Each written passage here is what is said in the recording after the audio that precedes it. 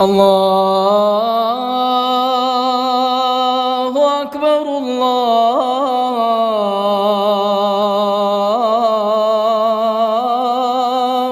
اکبر۔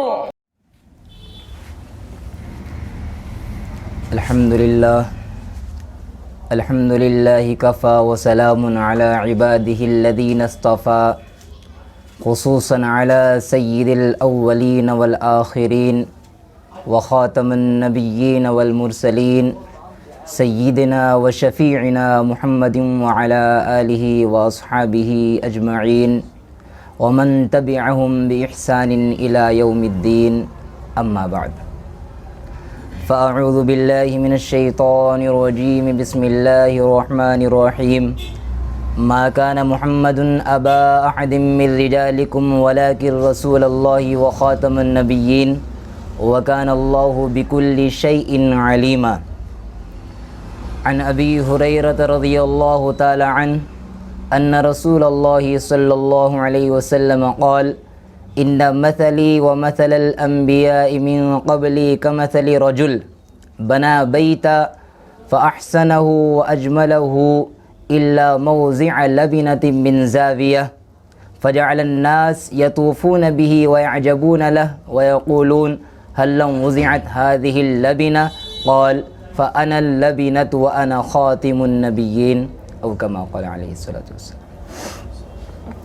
میرے عزیز ساتھیو، اللہ رب العزت کا بے انتہا کرم، انعام اور احسان ہے کہ اللہ رب العزت نے ہم سب کو ایمان کی دولت سے سرفراز فرمایا ہے، اور اللہ کریم کا ہی کرم ہے کہ ہمیں ایمان سے سرفراز فرمانے کے ساتھ ساتھ امام الانبیاء، خاتم النبیین والمرسلین محمد عربی صلی اللہ تعالی علیہ وسلم کے امتی ہونے کا شرف بخشا ہے۔ اس پر ہمیں اللہ کا شکر گزار ہونا چاہیے، اور میں آپ حضرات کا بھی شکر گزار ہوں کہ آپ اس اہم مسئلے کے لیے یہاں جمع ہوئے ہیں، ورنہ آج کل لوگ دنیا میں اتنے پھنس گئے کہ ان کو پتہ ہی نہیں ہے کہ ہمارے اسلام کے اوپر، اسلام کے خلاف کتنی سازشیں کی جا رہی ہیں۔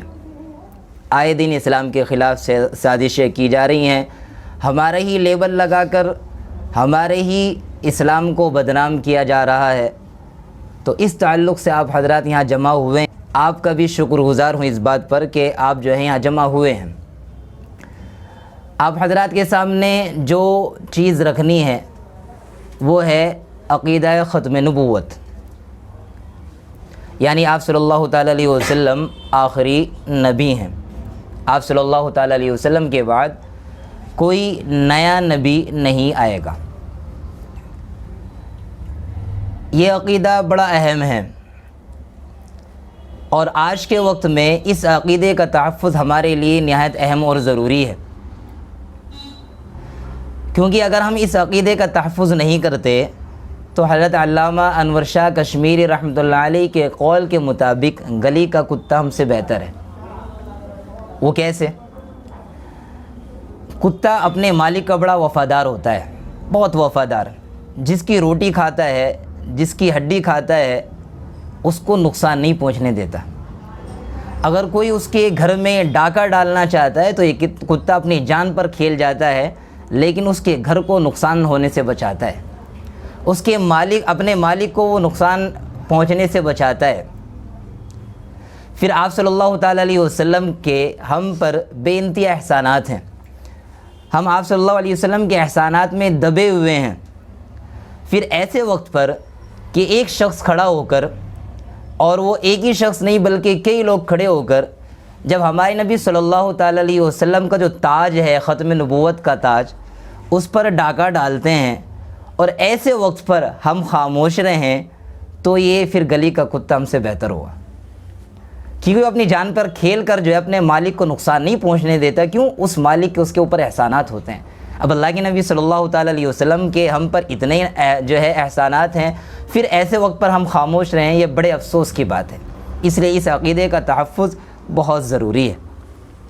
اللہ تعالیٰ نے انسانوں کی رشد و ہدایت کے لیے حضرت آدم علیہ السلام سے جو سلسلہ جاری فرمایا وہ اپنے آخری پیغمبر حضرت محمد صلی اللہ تعالیٰ علیہ وسلم پر پورا فرما دیا، اور نبوت کے عظیم الشان محل کی تکمیل آپ صلی اللہ تعالیٰ علیہ وسلم پر پوری فرما دی، اور آپ صلی اللہ تعالیٰ علیہ وسلم پر نبوت کو، رسالت کو ختم کر دیا کہ آپ کے بعد اب کوئی نبی، نیا نبی نہیں آئے گا۔ اور آپ صلی اللہ تعالیٰ علیہ وسلم کو اللہ رب العزت نے خاتم النبیین کا لقب دیا ہے، اور یہ ایسا لقب ہے کہ جو آپ صلی اللہ تعالیٰ علیہ وسلم کو دوسرے نبیوں سے ممتاز کر دیتا ہے، اور یہ امتیاز بھی ایسا ہے کہ آپ کے دنیا میں آنے سے پہلے ہی آسمانی کتابوں میں، صحیفوں میں اس کا ذکر کر دیا گیا، رسولوں کی زبانی اس کا اقرار کرایا گیا، اس کو رسولوں کی زبانی اس کا اعلان کرایا گیا۔ عقیدہ ختم نبوت یعنی آپ صلی اللہ تعالیٰ علیہ وسلم پر ہر قسم کی نبوت ختم ہے، یہ عقیدہ ایسا عقیدہ ہے کہ جس کو ہر عام اور خاص، عالم اور غیر عالم، شہری اور دیہاتی، مسلمان ہی نہیں بلکہ غیر مسلم بھی جانتے ہیں۔ غیر مسلموں کو بھی پتہ ہے کہ آپ صلی اللہ تعالیٰ علیہ وسلم آخری نبی ہیں۔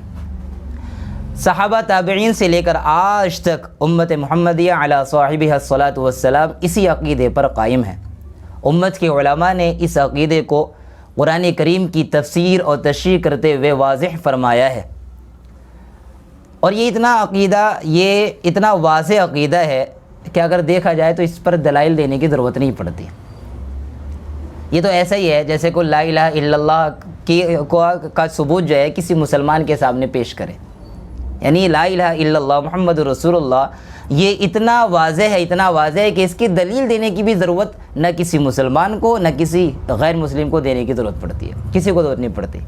یہ عقیدہ بھی اتنا ہی واضح ہے، لیکن آج کے دور میں جب دیکھا جاتا ہے کہ اسلامی تعلیمات سے لوگ روز بروز دور ہو رہے ہیں، اور آئے دن فتنے بھی جنم لے رہے ہیں، اور فتنے بھی ایسے کہ جو حق اور باطل کو بالکل مکس کر دیتے ہیں، باطل کو حق بنا کر پیش کر رہے ہیں اور حق کو باطل بنا کر پیش کر رہے ہیں۔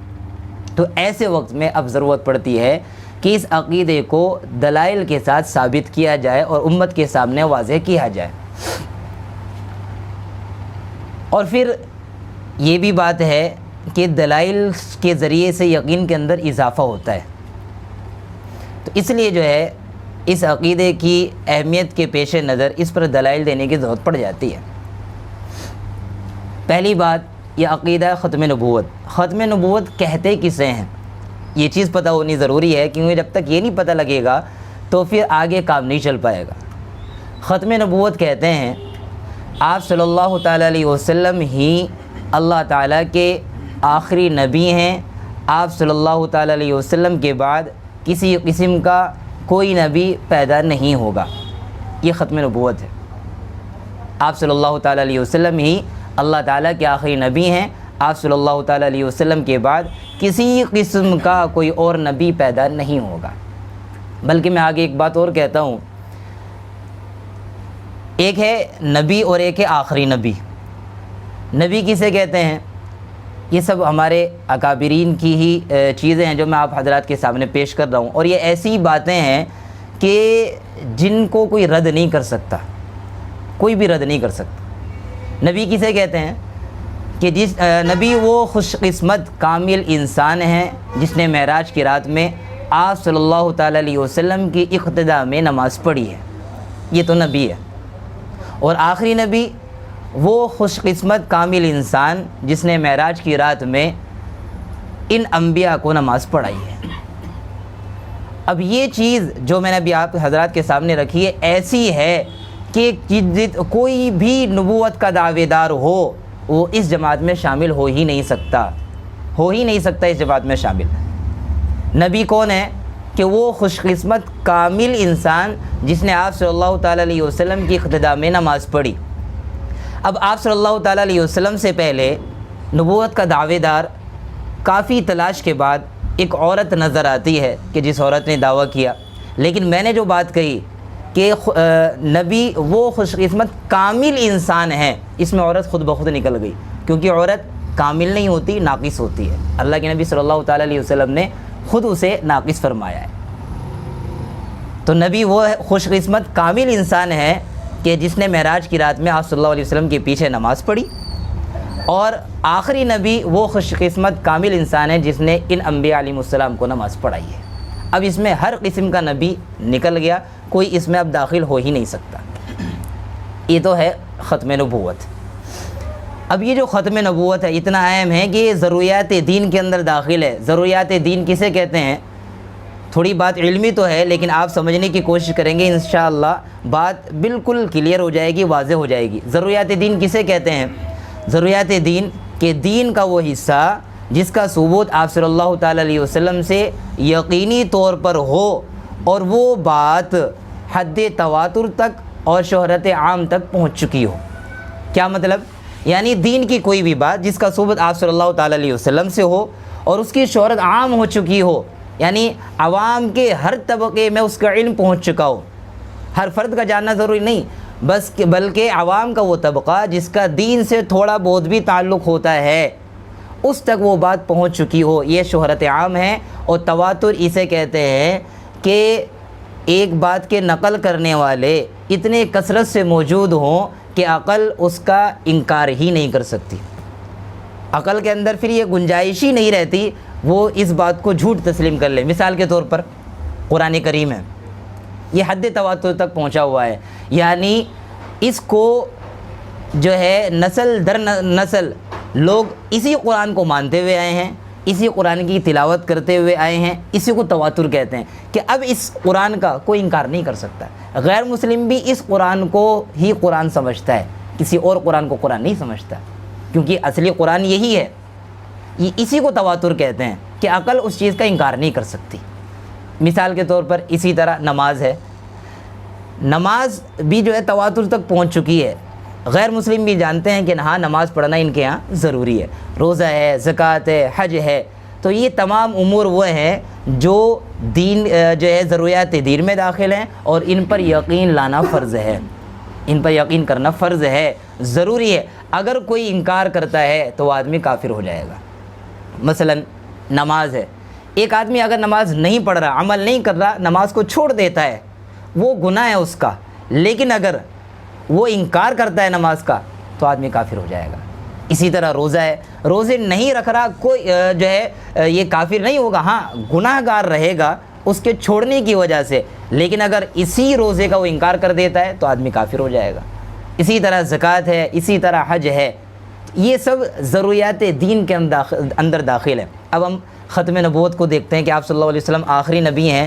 یہ ضروریات دین میں ایسے داخل ہے کہ یہ تواتر تک یہ بات پہنچ چکی ہے، یعنی ختم نبوت کہ آپ صلی اللہ علیہ وسلم آخری نبی ہیں، عوام کا ہر طبقہ اس کو جانتا ہے، بلکہ غیر مسلم بھی جانتے ہیں، جیسا کہ میں نے ابھی آپ حضرات کے سامنے پیش کیا تھا، غیر مسلم بھی جانتے ہیں۔ تو یہ تواتر تک پہنچ چکا ہے ختم نبوت۔ اب اگر کوئی ختم نبوت کا انکار کرتا ہے تو وہ آدمی کافر ہو جائے گا۔ اگر ختم نبوت کا انکار کرتا ہے تو وہ کافر ہو جائے گا، اور اگر وہ اس کی ایسی تعویل کرتا ہے، یعنی اس کو مانتا تو ہے ختم نبوت کو، لیکن اس کے ایسے معنی امت کے سامنے پیش کرتا ہے کہ اس کے اصلی معنی ختم ہو جاتے ہیں، اور جو وہ معنی پیش کر رہا ہے وہ خلط ملط کر کے لوگوں کے سامنے ایسے اگر کوئی مطلب نکال کر لوگوں کے سامنے پیش کرتا ہے تو یہ بھی کفر کے اندر داخل ہے۔ اور پھر یہ عقیدہ اہم کیوں نہ ہو، حضرت ابو بکر صدیق رضی اللہ تعالی عنہ نے پہلے حضرت اکرمہ بن ابی جہل رضی اللہ تعالی عنہ کو جو ہے یمامہ کے لیے بھیجا تھا، کذاب یمامہ کے خلاف، جو مسلمہ کذاب تھا اس کے خلاف۔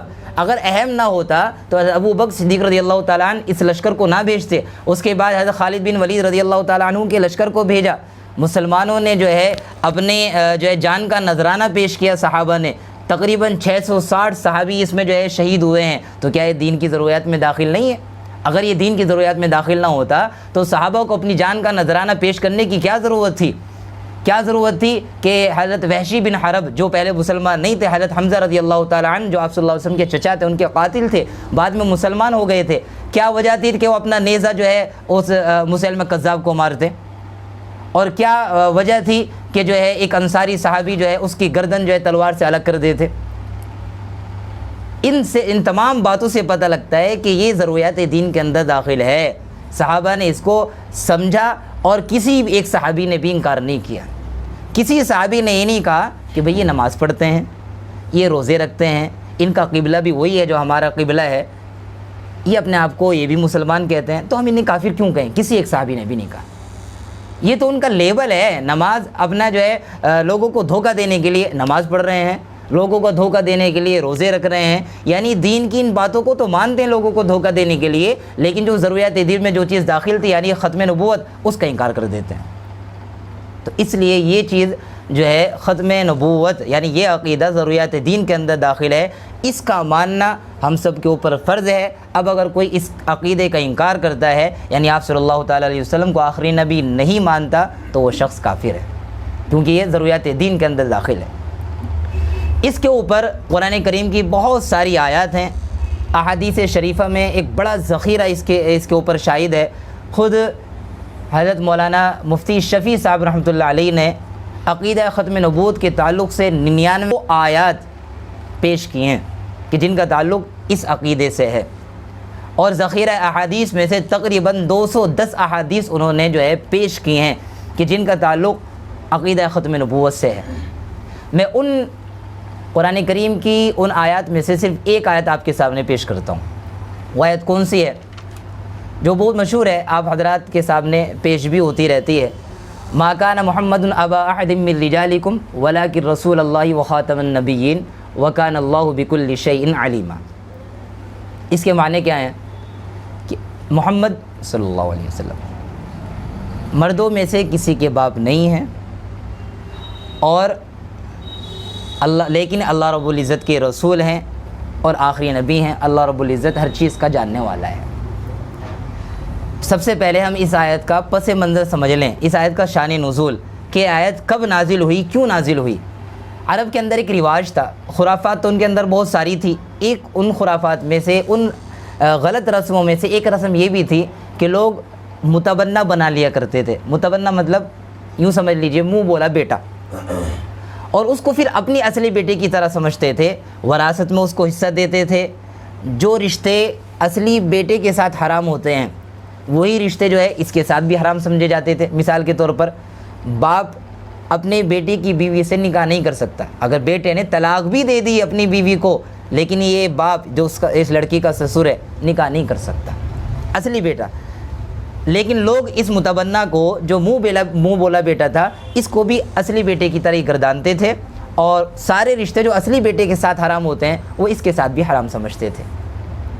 لیکن اسلام ایسا مذہب تھا جو ان ساری خرافات کو ختم کرنے کے لیے آیا تھا، اس لیے اللہ رب العزت نے اس کو جڑ سے ختم کیا۔ اس کے لیے دو چیزیں اللہ رب العزت نے رکھی، ایک قولی ایک عملی، یعنی ایک تو اللہ رب العزت نے بات کہی ہے، کہنے کے ذریعے سے ایک بات ختم کروائی گئی، اور ایک اللہ رب العزت نے نبی کریم صلی اللہ تعالیٰ علیہ وسلم سے عمل کروا کے اس رسم کو ختم کروایا۔ قرآن کریم اللہ رب العزت کا ارشاد ہے، وما جعل ادعیاءکم وابناءکم ذالکم قولکم بافواہکم واللہ یقول الحق وهو یہدی السبیل ادعوہم لآبائہم هو اقسط عند اللہ۔ اللہ رب العزت فرماتے ہیں کہ تمہارے جو متبنہ بیٹے ہیں یہ تمہارے اصلی بیٹے نہیں ہیں، یہ صرف تمہاری اپنی زبانوں کی باتیں ہیں، یہ صرف تمہاری اپنی زبانوں کی باتیں ہیں۔ اللہ ہی صحیح اور حق بات کہتا ہے، وہی سیدھا راستہ دکھاتا ہے، اس لیے تم اپنے ان متبنہ کو جو تم منہ بیلا بیٹا جن کو بنائے ہوئے ہو، ان کو ان کے اصلی باپ کی طرف نسبت کیا کرو۔ اب اللہ رب العزت نے جب آیت نازل فرمائی تو اس سے پہلے حضرت نبی کریم صلی اللہ تعالیٰ علیہ وسلم کے ایک غلام تھے، حضرت زید بن حارثہ رضی اللہ تعالیٰ عنہ۔ آپ نے ان کو آزاد کیا، آزاد کرنے کے بعد ان کو اپنا منہ بیلا جو ہے بیٹا بنا لیا۔ جب یہ آیت نازل ہوئی تو صحابہ کرام حضرت عبداللہ بن عمر رضی اللہ تعالیٰ عنہما فرماتے ہیں، اس آیت کے نازل ہونے کے بعد ہم نے جو ہے حضرت زید رضی اللہ عنہ کو زید بن محمد کہنا چھوڑ دیا۔ پہلے سارے صحابہ ان کو زید بن محمد کہتے تھے، یعنی آپ صلی اللہ علیہ وسلم کے بیٹے، کیونکہ یہی رسم تھی عرب کے اندر، اسی لیے جو ہے صحابہ بھی کہنے لگے زید بن محمد۔ لیکن جب یہ آیت نازل ہوئی اور اللہ نے فرمایا ان کو متبنہ کو، جو منہ بولے بیٹے ہیں، ان کو اپنے اصلی باپ کی طرف ان کی نسبت کیا کرو، تو حضرت عبداللہ بن عمر رضی اللہ عنہما فرماتے ہیں ہم نے اس کے بعد ان کو جو ہے ان کی نسبت نبی کریم صلی اللہ علیہ وسلم کی طرف ختم کر دی اور ان کو ان کے اصلی باپ کی طرف نسبت کرنی شروع کر دی۔ اچھا، یہ تو اللہ رب العزت نے کہا، صحابہ سمجھ گئے اور صحابہ نے جو ہے اس چیز کو لے لیا اور ان کو ان کی نسبت جو ہے ان کے اصلی باپ کی طرف کرنے لگے۔ لیکن ایک چیز ہوتی ہے کہ ایک رسم جب رائج ہو جاتی ہے، چل پڑتی ہے، تو اس کے خلاف کہنا تو آسان ہوتا ہے لیکن کرنا مشکل ہوتا ہے۔ کوئی بھی رسم جب چل پڑتی ہے نا تو اس کے خلاف کہنا تو آسان ہوتا ہے، بھئی یہ رسم غلط ہے، ایسے نہیں کرنا چاہیے، لیکن اس رسم کے خلاف کرنا بڑا مشکل ہوتا ہے۔ اس لیے اللہ رب العزت نے اس رسم کو توڑنے کے لیے آپ صلی اللہ تعالیٰ علیہ وسلم سے ایک کام کروایا تاکہ امت کے لیے آسانی پیدا ہو جائے۔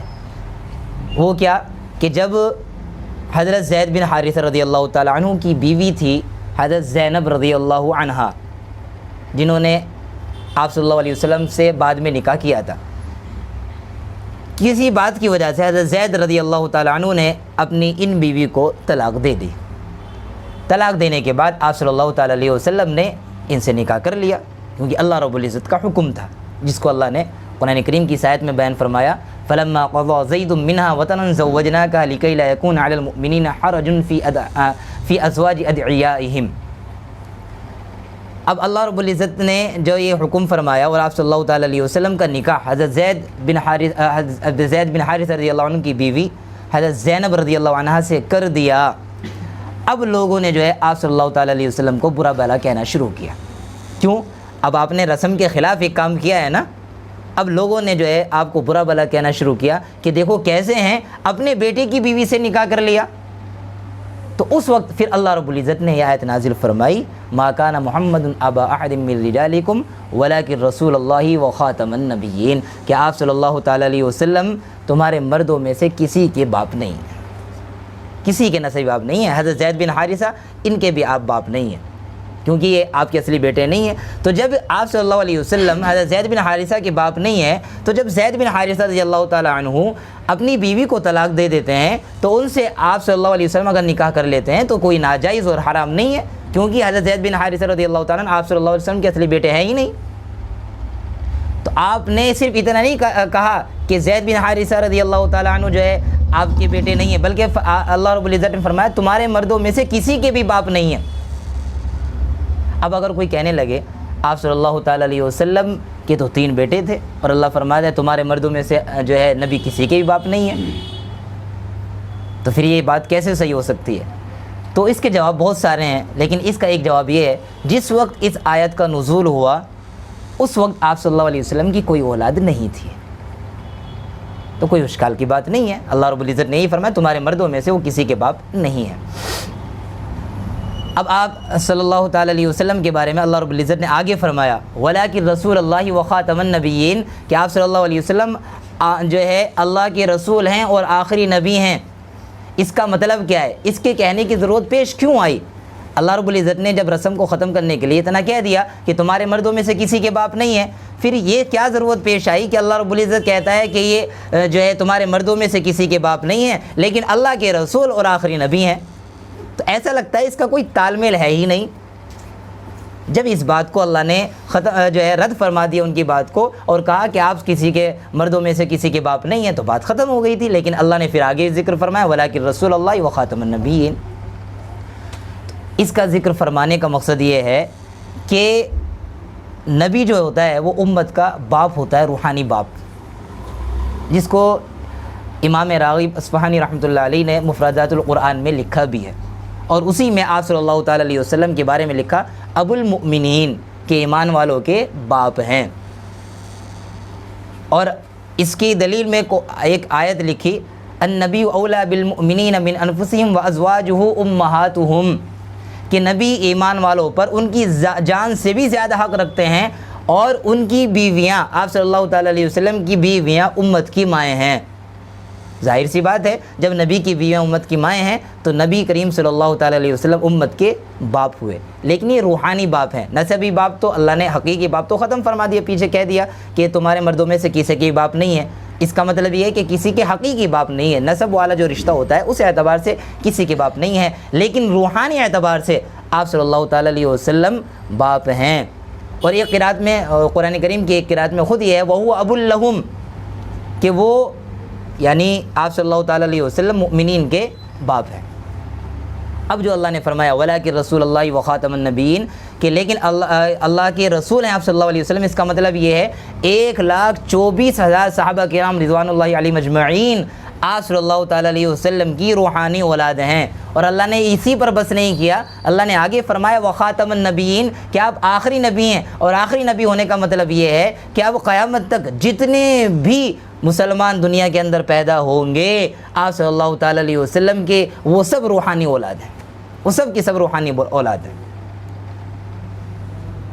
اب آپ صلی اللہ علیہ وسلم کی اولاد اتنی ہے کسی کے وہم و گمان میں بھی ان کی تعداد نہیں آ سکتی۔ اب قیامت تک آنے والے جتنے ہی مسلمان وہ سب آپ صلی اللہ علیہ وسلم کی روحانی اولاد ہیں۔ اور یہی بات ہے جو آپ صلی اللہ تعالیٰ علیہ وسلم نے ایک حدیث میں فرمائی، جس سے اسی طرف اشارہ ہے انی اباہی بکم الامم، کہ قیامت کے دن میں تمہاری کثرت کی وجہ سے فخر کروں گا۔ اللہ کے نبی صلی اللہ تعالیٰ علیہ وسلم فرماتے ہیں اپنی امت کو دیکھ کر مجھے فخر ہوگا، خوشی محسوس ہوگی۔ اب دیکھیں جب آپ صلی اللہ تعالیٰ علیہ وسلم کے بعد کوئی شخص یوں کہتا ہے کہ آپ کے بعد بھی نبی کی ضرورت ہے، اس کا مطلب یہ ہوا جب آپ صلی اللہ علیہ وسلم کے بعد کوئی نبی آئے گا تو آپ کی اولاد وہیں پر ختم ہو جائے گی، کیونکہ اب اس دوسرے نبی کی اولاد چلے گی آگے کو، آپ صلی اللہ علیہ وسلم کی اولاد یہیں ختم ہو جائے گی۔ جب دوسرے نبی کو ہم مان لیں گے، دوسرے نبی کے دعوے کے دوسرے نبی جیسے ہی دعویٰ کرے گا اب اس کی جو امت ہوگی وہ اس کی اولاد بنے گی، تو اس کا مطلب تو یہ ہوا آپ صلی اللہ علیہ وسلم کی اولاد تو تھوڑی سی رہ گئی۔ پھر قیامت کے دن آپ کس بات پر فخر کریں گے؟ آپ تو کہتے ہیں کہ مجھے تمہاری کثرت دیکھ کر فخر ہوگا، تو کثرت تو جب ہوگی نا جب آپ صلی اللہ علیہ وسلم کے بعد کوئی نبی ہو نا، تو آپ صلی اللہ علیہ وسلم کی اولاد کی پھر کثرت ہوگی کہ قیامت تک آنے والے جتنے بھی مسلمان ہیں، مرد ہوں یا عورت، وہ سب آپ صلی اللہ علیہ وسلم کی روحانی اولاد ہیں۔ اور ایک بات اور، باپ جب دنیا سے جاتا ہے تو اس کی کوشش یہ ہوتی ہے کہ اپنی اولاد کو کسی کا محتاج نہ بننے دے، ہر باپ کی کوشش ہوتی ہے، اور اس بات کی اپنی زندگی میں فکر کرتا ہے کہ میری اولاد کسی کی محتاج نہ بنے۔ اور جیسا کہ ابھی میں نے کہا آپ صلی اللہ علیہ وسلم اس امت کے روحانی باپ ہیں، تو آپ پھر کیسے اس امت کو جو ہے اسی طرح چھوڑ سکتے تھے؟ آپ نے آپ نے شریعت کا راستہ ایسا دے دیا ہمیں جس میں دن اور رات برابر ہیں۔ جس طرح ایک انسان دن میں چلتا ہے اس کو روشنی کی ضرورت نہیں پڑتی، لیکن رات میں روشنی کی ضرورت پڑتی ہے، لیکن آپ صلی اللہ علیہ وسلم نے شریعت کا سیدھا راستہ میں اتنا سیدھا کر کے دے دیا کہ جس میں دن اور رات برابر ہیں، یعنی ہمیں کسی اور روشنی کی ضرورت ہے ہی نہیں۔ اس کا مطلب یہ ہوا اب نبی کے بعد کسی اور نبی کی ہمیں ضرورت ہے ہی نہیں۔ آپ صلی اللہ علیہ وسلم نے اس کی ضرورت ہمیں محسوس ہی نہیں ہونے دی، اور اسی کو قرآن کریم میں اللہ رب العزت نے فرمایا الیوم اکملت لکم دینکم واتممت علیکم نعمتی ورضیت لکم الاسلام دینا، کہ اللہ رب العزت نے اس دین کو مکمل کر دیا، اب اس دین کے بعد کسی اور دین کی کسی کو حاجت نہیں ہے، اور اس دین کو جو لانے والے حضرت محمد صلی اللہ علیہ وسلم، تو ان کے بعد بھی اب کسی اور نبی کی مسلمانوں کو ضرورت نہیں ہے۔ اتنی بات تو آپ حضرات کے سامنے کلیئر ہو گئی، واضح ہو گئی کہ اللہ رب العزت نے جو آپ کے بارے میں فرمایا وَلَٰكِن رسول اللہ وخاتم النبیین۔ جب آپ کسی ایسے شخص سے ملیں گے جو ختم نبوت پر ڈاکہ ڈالتا ہے، یعنی آپ صلی اللہ علیہ وسلم کو آخری نبی نہیں مانتا، وہ آپ کو دھوکہ دینے کے لیے، آپ کو بہلانے پھسلانے کے لیے کہتا ہے، اللہ رب العزت نے جو فرمایا ہے نا وخاتم النبیین، تو خاتم کے معنی مہر کے ہیں، اور اب آپ صلی اللہ علیہ وسلم جس پر مہر لگا دیں گے وہ نبی بن جائے گا، وہ اس بات کو کہتے ہیں۔ اچھا، یہ جو لفظ ہے قرآن کریم میں خاتم النبیین، یہ خاتم تاکہ زبر کے ساتھ، جن حضرات صحابہ نے یہ لفظ نبی کریم صلی اللہ علیہ وسلم سے سنا ہے تو اس میں دو قراتیں ملتی ہیں۔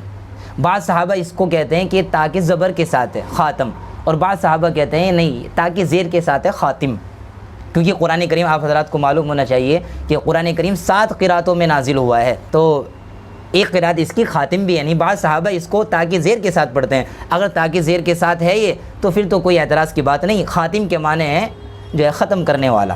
خاتم النبیین یعنی نبیوں کو ختم کرنے والا، اس کا مطلب ہوا آخری نبی۔ اور اگر یہ خاتم تاکہ ذبح کے ساتھ ہے تو ہم دیکھتے ہیں کہ بھئی اس کے معنی ہیں کیا؟ اب وہ تو کہتے ہیں اس کے معنی ہے مہر، ہم کہتے ہیں نہیں، خاتم کے معنی یہاں ہے آخری۔ وہ کس وجہ سے؟ جیسا کہ میں نے ابھی بتایا کہ قرآن کریم 7 قراتوں میں نازل ہوا ہے۔ حضرت عبداللہ ابن مسعود رضی اللہ تعالیٰ عنہ کی قرات اس کے بارے میں یہ ہے وَلَٰكِن نَبِيًّا خَتَمَ النَّبِيِّينَ، یہ جو آیت ہے نا مَا كَانَ مُحَمَّدٌ أَبَا أَحَدٍ مِّن رِجَالِكُمْ وَلَٰكِن رَسُولُ اللَّهِ وَخَاتَمَ النَّبِيِّينَ، تو اسی میں ایک قرات حضرت عبداللہ ابن مسعود رضی اللہ تعالیٰ عنہ کی یہ بھی ہے، جس کو جو ہے تفسیر ابن کثیر میں بھی نقل کیا گیا ہے، اور دوسری تفسیریں اسی ابن جریر طبری وغیرہ میں بھی اس کو نقل کیا ہے عبداللہ ابن مسعود رضی اللہ عنہ کی اس قرات کو۔ وہ فرماتے ہیں وَلَٰكِن نَبِيًّا خَتَمَ النَّبِيِّينَ، کہ قرآن کریم کی ایک قرات یہ بھی ہے۔ اب اس قرات کو اگر ہم لیتے ہیں تو مطلب یہ ہو وَلَٰكِن نَبِيًّا خَتَمَ النَّبِيِّينَ کہ آپ ایسے نبی ہیں جس نے تمام نبیوں کو ختم کر دیا، مطلب یہی نکلا کہ آپ صلی اللہ تعالیٰ علیہ وسلم آخری نبی ہیں، آپ کے بعد اب کسی بھی قسم کا کوئی نبی پیدا نہیں ہوگا۔ اب ساری تحریفات جو اس میں جو ہے گھڑتے ہیں وہ سب ختم، جتنی تحریفات وہ پیش کرتے ہیں ختم نبوت پر ڈاکہ ڈالنے والے، ان کی ساری بات کا اسی سے رد ہو جاتا ہے۔ اور پھر ہم دوسری بات، بھئی قرآن کریم یہ عربی زبان میں ہے، اب اہل لغت، اہل زبان اس کے کیا معنی لیتے ہیں؟ تو علامہ احمد جو ملا جیون رحمۃ اللہ علیہ کے نام سے مشہور ہیں، ان کی تفسیر احمدی، انہوں نے اس کے معنی خاتم کے معنی ذکر کیے ہیں آخری کے۔ اسی طرح تفسیر روح المعانی میں خاتم النبیین کے معنی وہ شخص جس پر انبیاء ختم کر دیے گئے۔ آپ لغات کی کتاب دیکھیں گے، مفردات القرآن ہے، لسان العرب ہے، مجمع البحار ہے، تاج العروس ہے، قاموس ہے، کلیات ابی البقاء ہے، صحاح العربیہ للجوہری ہے، ان تمام میں خاتم کے معنی دو ہی پیش کیے گئے ہیں، یا تو خاتم کے معنی آخری یا خاتم کے معنی ختم کرنے والا، اور دونوں کا ایک ہی مطلب نکلتا ہے کہ آپ صلی اللہ تعالیٰ علیہ وسلم آخری رسول ہے، آخری نبی ہیں، آپ کے بعد اب کسی بھی قسم کا کوئی نبی پیدا نہیں ہوگا۔ اب یہ جو کہتے ہیں کہ نہیں خاتم کے معنی مہر، اگر ہم یہ معنی لے بھی لیں، اگر ہم اس کے یہ معنی لے بھی لیں تو جب بھی اس کا مطلب کیا ہوگا کہ آپ صلی اللہ علیہ وسلم آخری نبی ہیں۔ وہ کیسے؟ آپ نے دیکھا ہوگا لفافے میں جب کوئی خط وغیرہ ڈالتے ہیں تو اس لفافے کو سیل کرتے ہیں، مہر لگا دیتے ہیں، اس کا مطلب کیا ہوا؟ اب اس لفافے میں کوئی چیز داخل نہیں ہوگی تھی، اب اس لفافے میں کوئی چیز داخل نہیں ہوگی۔ کہا جاتا ہے کہ فلاں شخص نے فلاں چیز پر مہر لگا دی، مطلب یہ ہوا اب کوئی اور چیز نہیں جانی اس میں، مہر جب بھی لگتی ہے، اسٹیمپ جب بھی لگتی ہے، اب جو یعنی کام کمپلیٹ ہو جاتا ہے، اب اس میں کوئی چیز داخل نہیں ہوتی۔ اسی کو قرآن کریم میں اللہ نے فرمایا ختم اللہ علی قلوبہم، کہ اللہ رب العزت نے ان کے دلوں پر مہر لگا دی۔ دلوں پر مہر لگنے کا کیا مطلب ہوا؟ یعنی کچھ کفار ایسے تھے جن کے دلوں پر اللہ نے مہر لگائی، یعنی اب ان کے دل میں کوئی خیر کی بات داخل ہو ہی نہیں سکتی، کوئی خیر کی بات داخل نہیں ہو سکتی۔ تو اگر ہم اس خاتم کے معنی یہ بھی لیں نا کہ اس کے معنی ہے مہر، تو اس کے مطلب بھی یہی نکلے گا کہ آپ صلی اللہ تعالیٰ علیہ وسلم انبیاء پر مہر لگانے والے ہیں، یعنی آپ نے مہر لگا دی انبیاء پر کہ اب کوئی نبی آپ صلی اللہ علیہ وسلم کے بعد نہیں آ سکتا۔ اچھا، اس میں دوسرا لفظ ہے خاتم النبیین، کہ آپ نبیوں کے خاتمے، نبیوں کے ختم کرنے والے ہیں۔ اب جو ختم نبوت پر ڈاکہ ڈالتے ہیں تو وہ آپ کو اس بحث میں الجھاتے ہیں کہ النبیین جو اللہ رب العزت نے الف لام کے ساتھ ذکر فرمایا نا، النبیین جو اس میں جو الف لام ہے اس کا معنی ہے بعض نبی، یعنی آپ صلی اللہ علیہ وسلم بعض نبی کو ختم کرنے والے ہیں، بعض پھر بھی پیدا ہوں گے۔ ہم کہتے ہیں نہیں بھائی، جو النبیین ہے اس سے مراد ہے تمام کے تمام نبی، اور اس کے اوپر جو ہے ایک حدیث بھی ہے، آپ صلی اللہ علیہ وسلم کا فرمان ہے انا قائد المرسلین ولا فخر وانا خاتم النبیین ولا فخر۔ آپ فرماتے ہیں انا قائد المرسلین، کہ میں جو ہے تمام نبیوں کا سردار ہوں، اور یہ بات جو ہے قادیانی حضرات بھی مانتے ہیں کہ آپ صلی اللہ علیہ وسلم تمام رسولوں کے سردار ہیں۔ یہیں آپ نے پھر آگے فرمایا انا خاتم النبیین، اور دونوں پر الف لام آیا ہوا ہے، لیکن یہ کیا کرتے ہیں، ایک جگہ الف لام کے معنی لیتے ہیں پورے اور ایک جگہ الف لام کے معنی لیتے ہیں ادھورے۔ ہم کہتے ہیں بھئی جب ایک جگہ آپ فرماتے ہیں آپ صلی اللہ علیہ وسلم انا قائد المرسلین، میں تمام نبیوں کا سردار ہوں، یہاں معنی ہے تمام جو ہے تمام رسول، جب یہاں معنی تمام ہو رہے ہیں تو اسی کے آگے جو آپ صلی اللہ علیہ وسلم کا فرمان ہے انا خاتم النبیین، تو یہاں بھی النبیین سے مراد تمام نبی ہیں۔ یہ تو ایسے ہی ہو گیا۔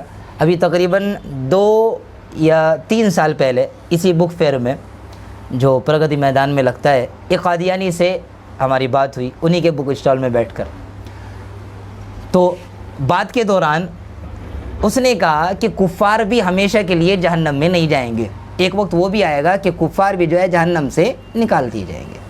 تو میں نے اس کے سامنے آیت پڑھی جس میں خالدین فیہا، سورہ بینہ کے اندر ہے، ان الذین کفروا من اہل الکتاب والمشرکین فی نار جہنم خالدین فیہا۔ میں نے کہا دیکھو اللہ خود فرماتا ہے خالدین فیہا کہ اس میں ہمیشہ رہیں گے کفار۔ اس نے کہا کہ نہیں، خالدینہ کے معنی یہ نہیں ہمیشہ رہیں گے، خالدینہ کے معنی ایک لمبی مدت تک رہیں گے، اس مدت کے بعد پھر ان کو جہنم سے نکال دیا جائے گا۔ میں نے کہا دیکھو اگر یہاں یہ معنی ہیں تو پھر اللہ رب العزت ایمان والوں کے بارے میں فرماتا ہے جنات تجری من تحتها الانہار خالدین فیہا۔ اللہ یہی لفظ ایمان والوں کے بارے میں فرماتا ہے کہ ایمان والے جن کو جنت، اللہ سے ڈرنے والے ایسے لوگ ہیں جن کو جو ہے ایسے باغات ملیں گے جس کے نیچے نہریں جاری ہوں گی اور وہ اس جنت میں خالدین فیہا ہمیشہ رہیں گے۔ میں نے کہا اگر اس کا مطلب تو یہ ہوا جس طرح کفار جو ہے جہنم میں ہمیشہ نہیں رہیں گے تو مومنین بھی جنت میں ہمیشہ نہیں رہیں گے، پھر ایسی کون سی جگہ ہے کہ ان دونوں کو ڈالا جائے گا؟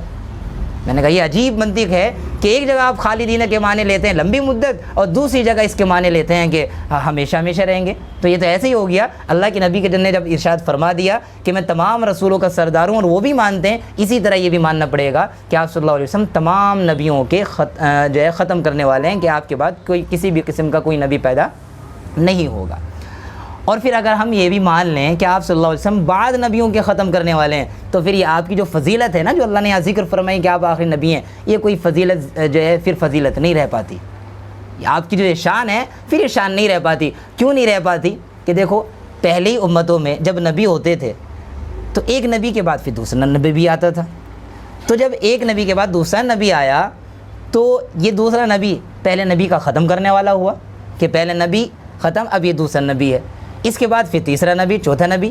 تو نبیوں کے ختم کرنے والے، بعض نبیوں کے ختم کرنے والے تو پہلے نبی بھی ہیں، پھر اگر بعض نبی کو ختم کرنے والے آپ صلی اللہ علیہ وسلم ہیں تو پھر اس میں کوئی کیا فرق رہ جاتا ہے دوسرے نبیوں میں اور ہمارے نبی میں؟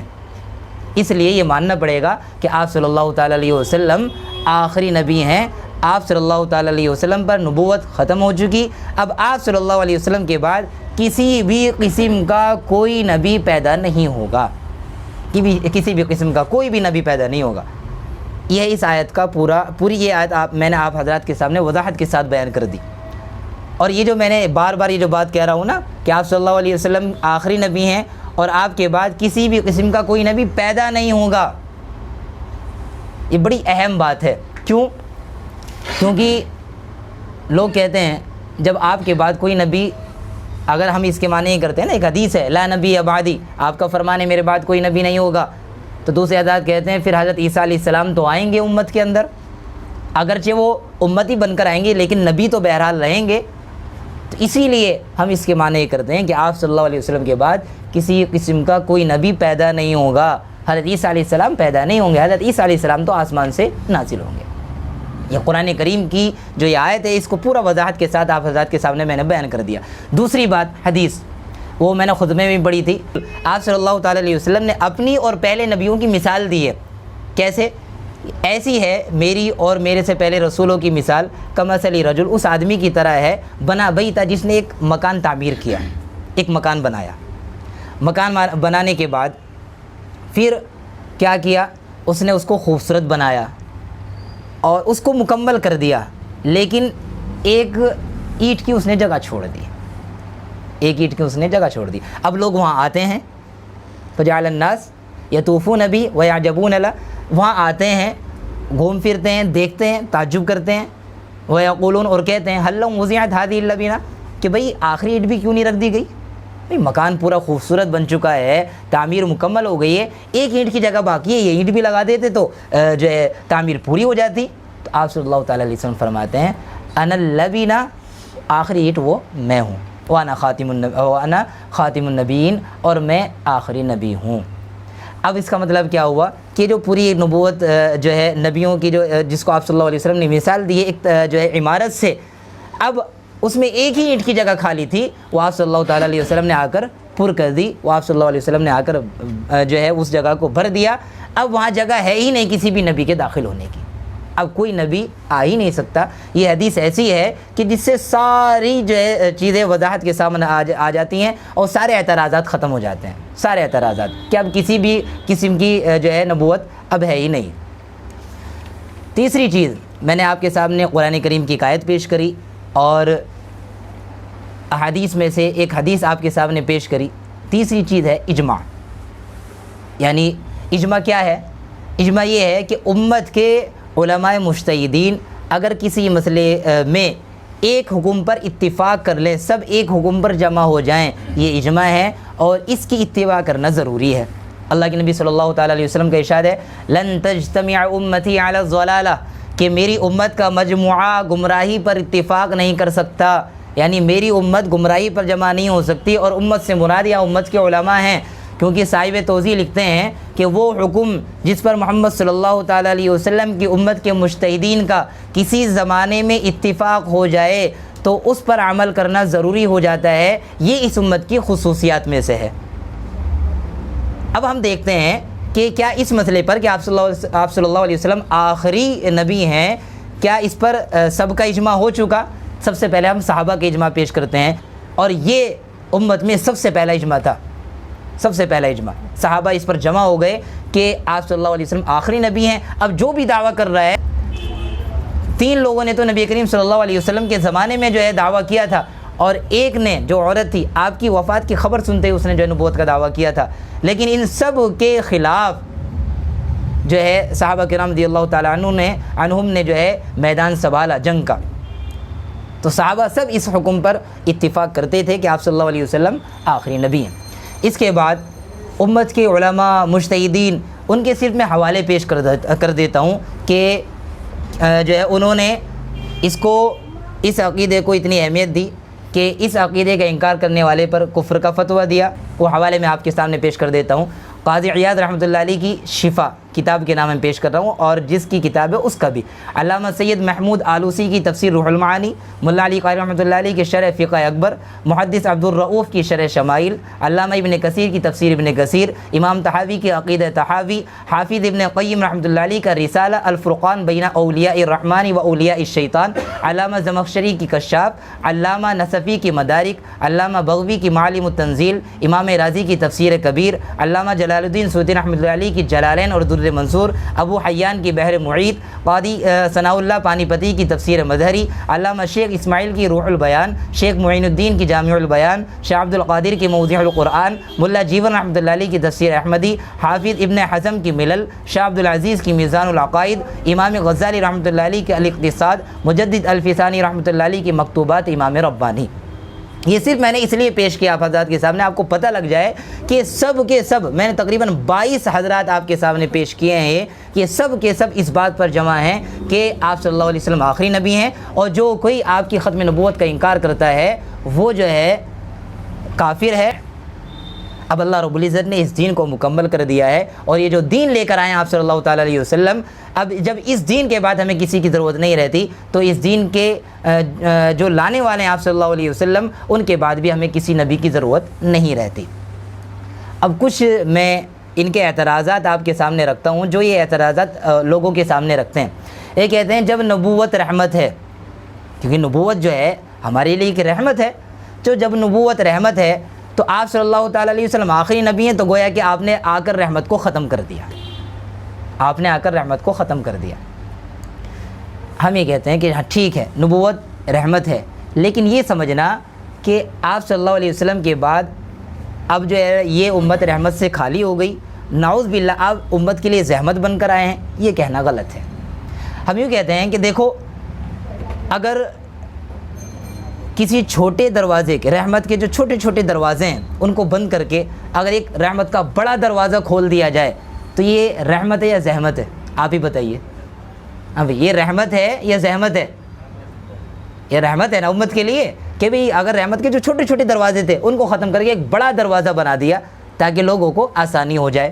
اور پھر دیکھو پہلے جو نبی آتے تھے وہ اپنے وقت کے لیے رحمت بن کر آتے تھے۔ آپ صلی اللہ تعالیٰ علیہ وسلم کی نبوت رحمت ہے، ہم مانتے ہیں، لیکن نبوت آپ کی ختم کہاں ہوئی ہے؟ آپ کی نبوت تو اب بھی باقی ہے اور قیامت تک باقی رہے گی، تو آپ کی رحمت جو ہے رحمت ختم کہاں ہوئی ہے؟ آپ کی رحمت تو باقی ہے نا، جب نبوت ابھی بھی باقی ہے آپ کی اور قیامت تک کے لیے ہوگی تو آپ کی رحمت بھی جو ہے قیامت تک کے لیے ہے رحمت، تو آپ کی رحمت ختم کہاں ہوئی ہے؟ تو اس لیے یہ کہنا غلط ہے کہ آپ صلی اللہ علیہ وسلم رحمت کے ختم کرنے والے ہیں۔ دوسری بات، لوگ یوں کہتے ہیں اللہ کی ہمیشہ سے ایک سنت یہ رہی ہے کہ جب بھی کفر اور ضلالت بہت زیادہ بڑھ گئی، حق اور باطل میں تمیز نہ رہی، تو اللہ رب العزت انبیاء علیہ السلام کو بھیجتا ہے۔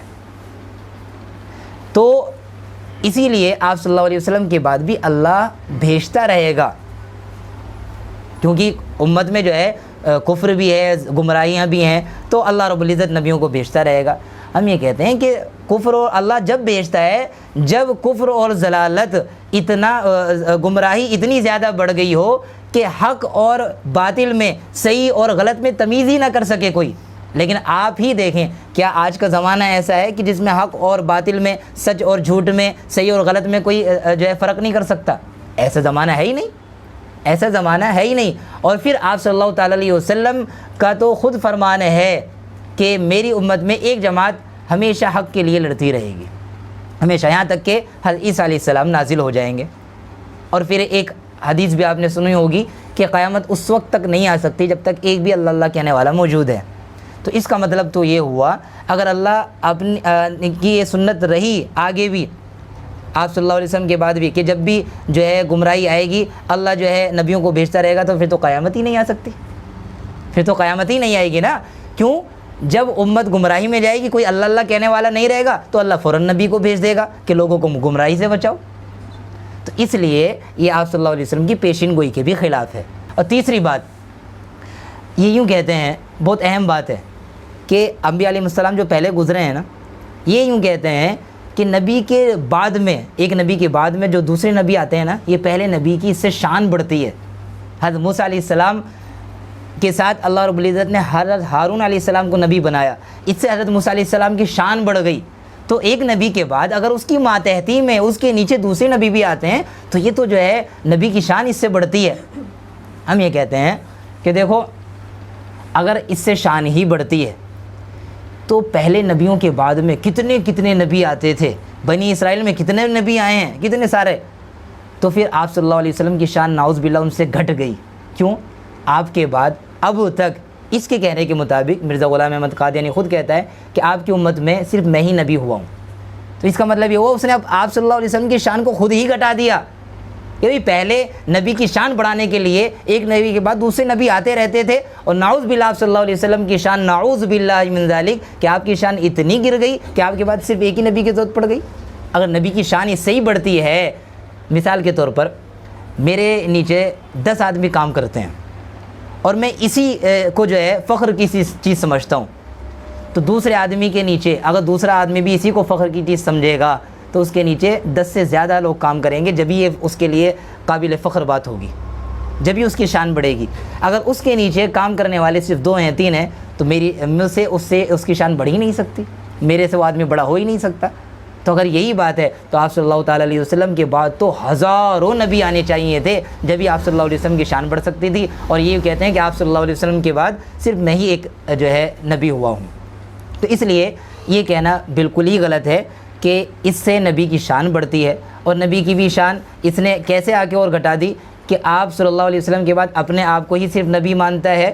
تو اس کا مطلب یہ ہوا کہ ایک ہی نبی اس امت کو ملا آپ صلی اللہ علیہ وسلم کے بعد، وہ بھی ایسا کہ جس کی علمی، عملی اور اخلاقی زندگی اگر دیکھی جائے تو وہ ایک صحیح انسان کہلانے کے بھی لائق نہیں ہے، صحیح انسان کہلانے کے بھی لائق نہیں ہے۔ تو اس لیے میں نے 3 چیزیں آپ حضرات کے سامنے پیش کری ہیں ختم نبوت کے سلسلے میں، قرآن کریم کی ایک آیت، احادیث کے ذخیروں میں سے ایک حدیث، اور تیسری چیز اجماع، کہ جس سے ثابت ہوتا ہے کہ آپ صلی اللہ علیہ وسلم آخری نبی ہیں۔ لیکن آپ کے بعد بھی لوگ دعویٰ کرتے رہے نبوت کا آپ صلی اللہ علیہ وسلم کے زمانے میں 3 لوگوں نے دعویٰ کیا، آپ کی وفات کی خبر سنتے ہی نے جو ہے سجاح بنت حارث نے جو ہے دعویٰ کیا، اس کے بعد لوگ دعویٰ کرتے چلے آئے۔ اب اللہ کے نبی صلی اللہ علیہ وسلم کا خود فرمان ہے کہ میری امت میں 30 جھوٹے پیدا ہوں گے، کلہم یزعم انہ نبی، ہر کوئی یہ کہے گا کہ میں نبی ہوں، ہر کوئی یہ کہے گا، لیکن ایک بات یاد رکھنا، انا خاتم النبیین لا نبی بعدی، کہ میں آخری نبی ہوں، میرے بعد کوئی نبی پیدا نہیں ہوگا۔ اب آپ نے خود فرما دیا میرے بعد بھی جھوٹے پیدا ہوں گے۔ اب ہم دیکھتے ہیں کہ آپ صلی اللہ علیہ وسلم کے بعد بھی آپ صلی اللہ علیہ وسلم سے پہلے بھی کسی نے جو ہے دعویٰ کیا ہے۔ پچھلی قوموں میں ہمیں کافی تلاش کے بعد صرف ایک عورت ملی ہمیں، جو حضرت موسیٰ علیہ السلام کے تقریباً 600 سال بعد، یہودی اس کو نبی مانتے ہیں۔ یہودی سمجھتے ہیں کہ عورت بھی نبی ہو سکتی ہے، جبکہ عورت نبی نہیں بن سکتی۔ جیسے میں نے پہلے کہا کہ نبی وہ خوش قسمت کامل انسان ہے، یعنی عورت ناقص العقل ہوتی ہے، وہ نبی نہیں بن سکتی، اللہ اس کو نبی نہیں بناتا، لیکن وہ مانتے ہیں۔ تو ایک ہی عورت ہمیں ملی ہے جس کا نام ہے حلدہ، صرف وہی ایک عورت ملی ہے، باقی اور کوئی ہمیں نہیں ملا۔ ہو تو کہہ نہیں سکتے، ہمیں جو ہے کافی تلاش کے بعد آپ صلی اللہ علیہ وسلم سے پہلے کوئی جس نے نبوت کا دعویٰ کیا ہو کوئی نہیں ملا۔ لیکن آپ کے زمانے میں 3 لوگ ہیں جنہوں نے آپ کے زمانے میں ہی دعویٰ کیا۔ اس میں سے پہلا نام جس کا خوب نام سنتے ہیں مسیلمہ کذاب، اور جب اس نے نبوت کا دعویٰ کیا تو اس کی عمر 100 سال سے زیادہ تھی، 100 سال سے زائد تھی اس کی عمر۔ اس شخص نے بنی جو ہے حنیفہ جو اس کا قبیلہ تھا، اس کے اپنے قبیلے کے ساتھ آپ صلی اللہ علیہ وسلم کی خدمت میں حاضری دی۔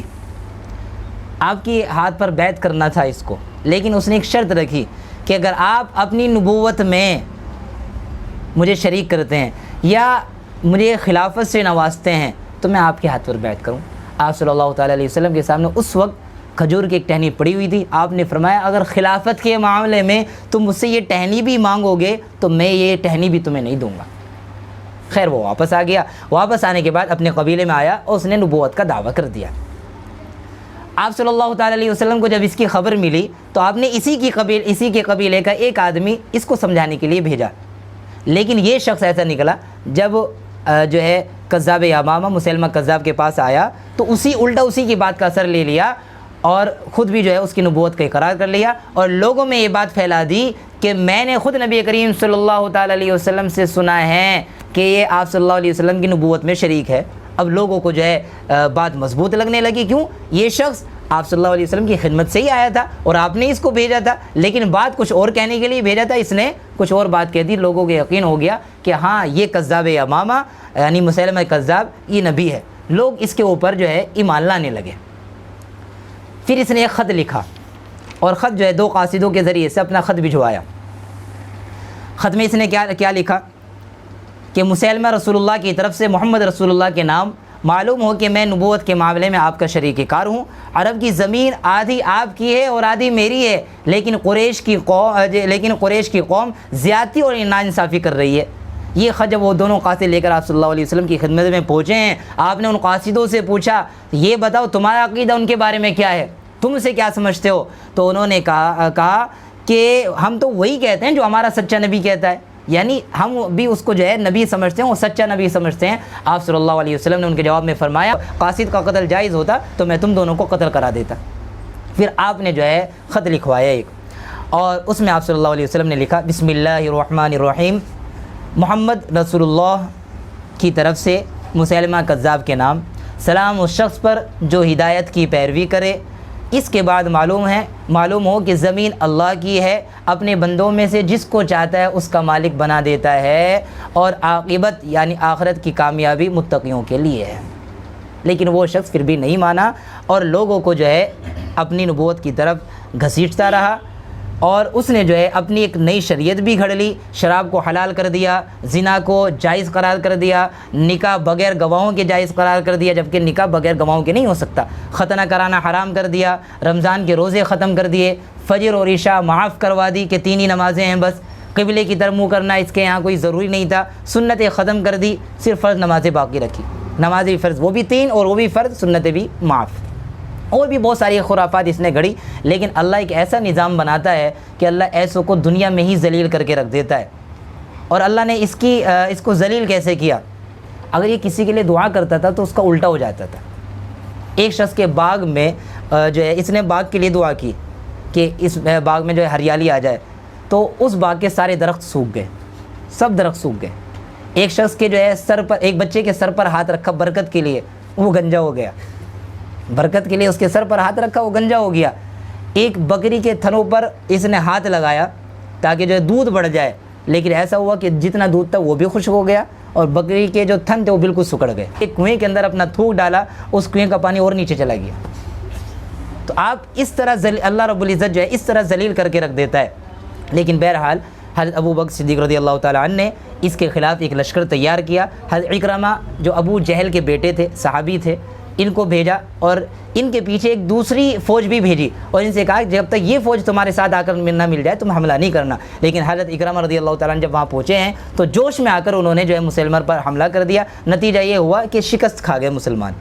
جو دوسری فوج تھی جو پیچھے مدد کے لیے آ رہی تھی, اس نے جب یہ خبر سنی تو وہیں رک گئی تاکہ جو ہے حضرت ابو بکر رضی اللہ تعالیٰ عنہ کا دوسرا حکم آئے تو ہم آگے کریں. حضرت ابو بکر رضی اللہ تعالیٰ عنہ نے پھر حضرت خالد بن ولید رضی اللہ تعالیٰ عنہ کو جنگ کے لیے تیار کیا, ایک لشکر ترتیب دیا, ان کو بھیجا اور وہ جو فوج مدد کے لیے گئی تھی اس سے کہہ دیا کہ تم حضرت خالد بن ولید رضی اللہ تعالیٰ عنہ کے لشکر میں مل جانا. اب یہ وہاں پہنچے ہیں حضرت خالد بن ولید رضی اللہ تعالیٰ عنہ, اور وہاں 40,000 کا ان کا لشکر تھا. 40,000 وہاں پہنچے اور اتمام حجت کے لیے اس کو سمجھایا بھی, مسلمہ کو, اس کے لوگوں کو بھی سمجھایا, دین حق کی دعوت دی, لیکن کوئی اثر اس پر نہ ہوا.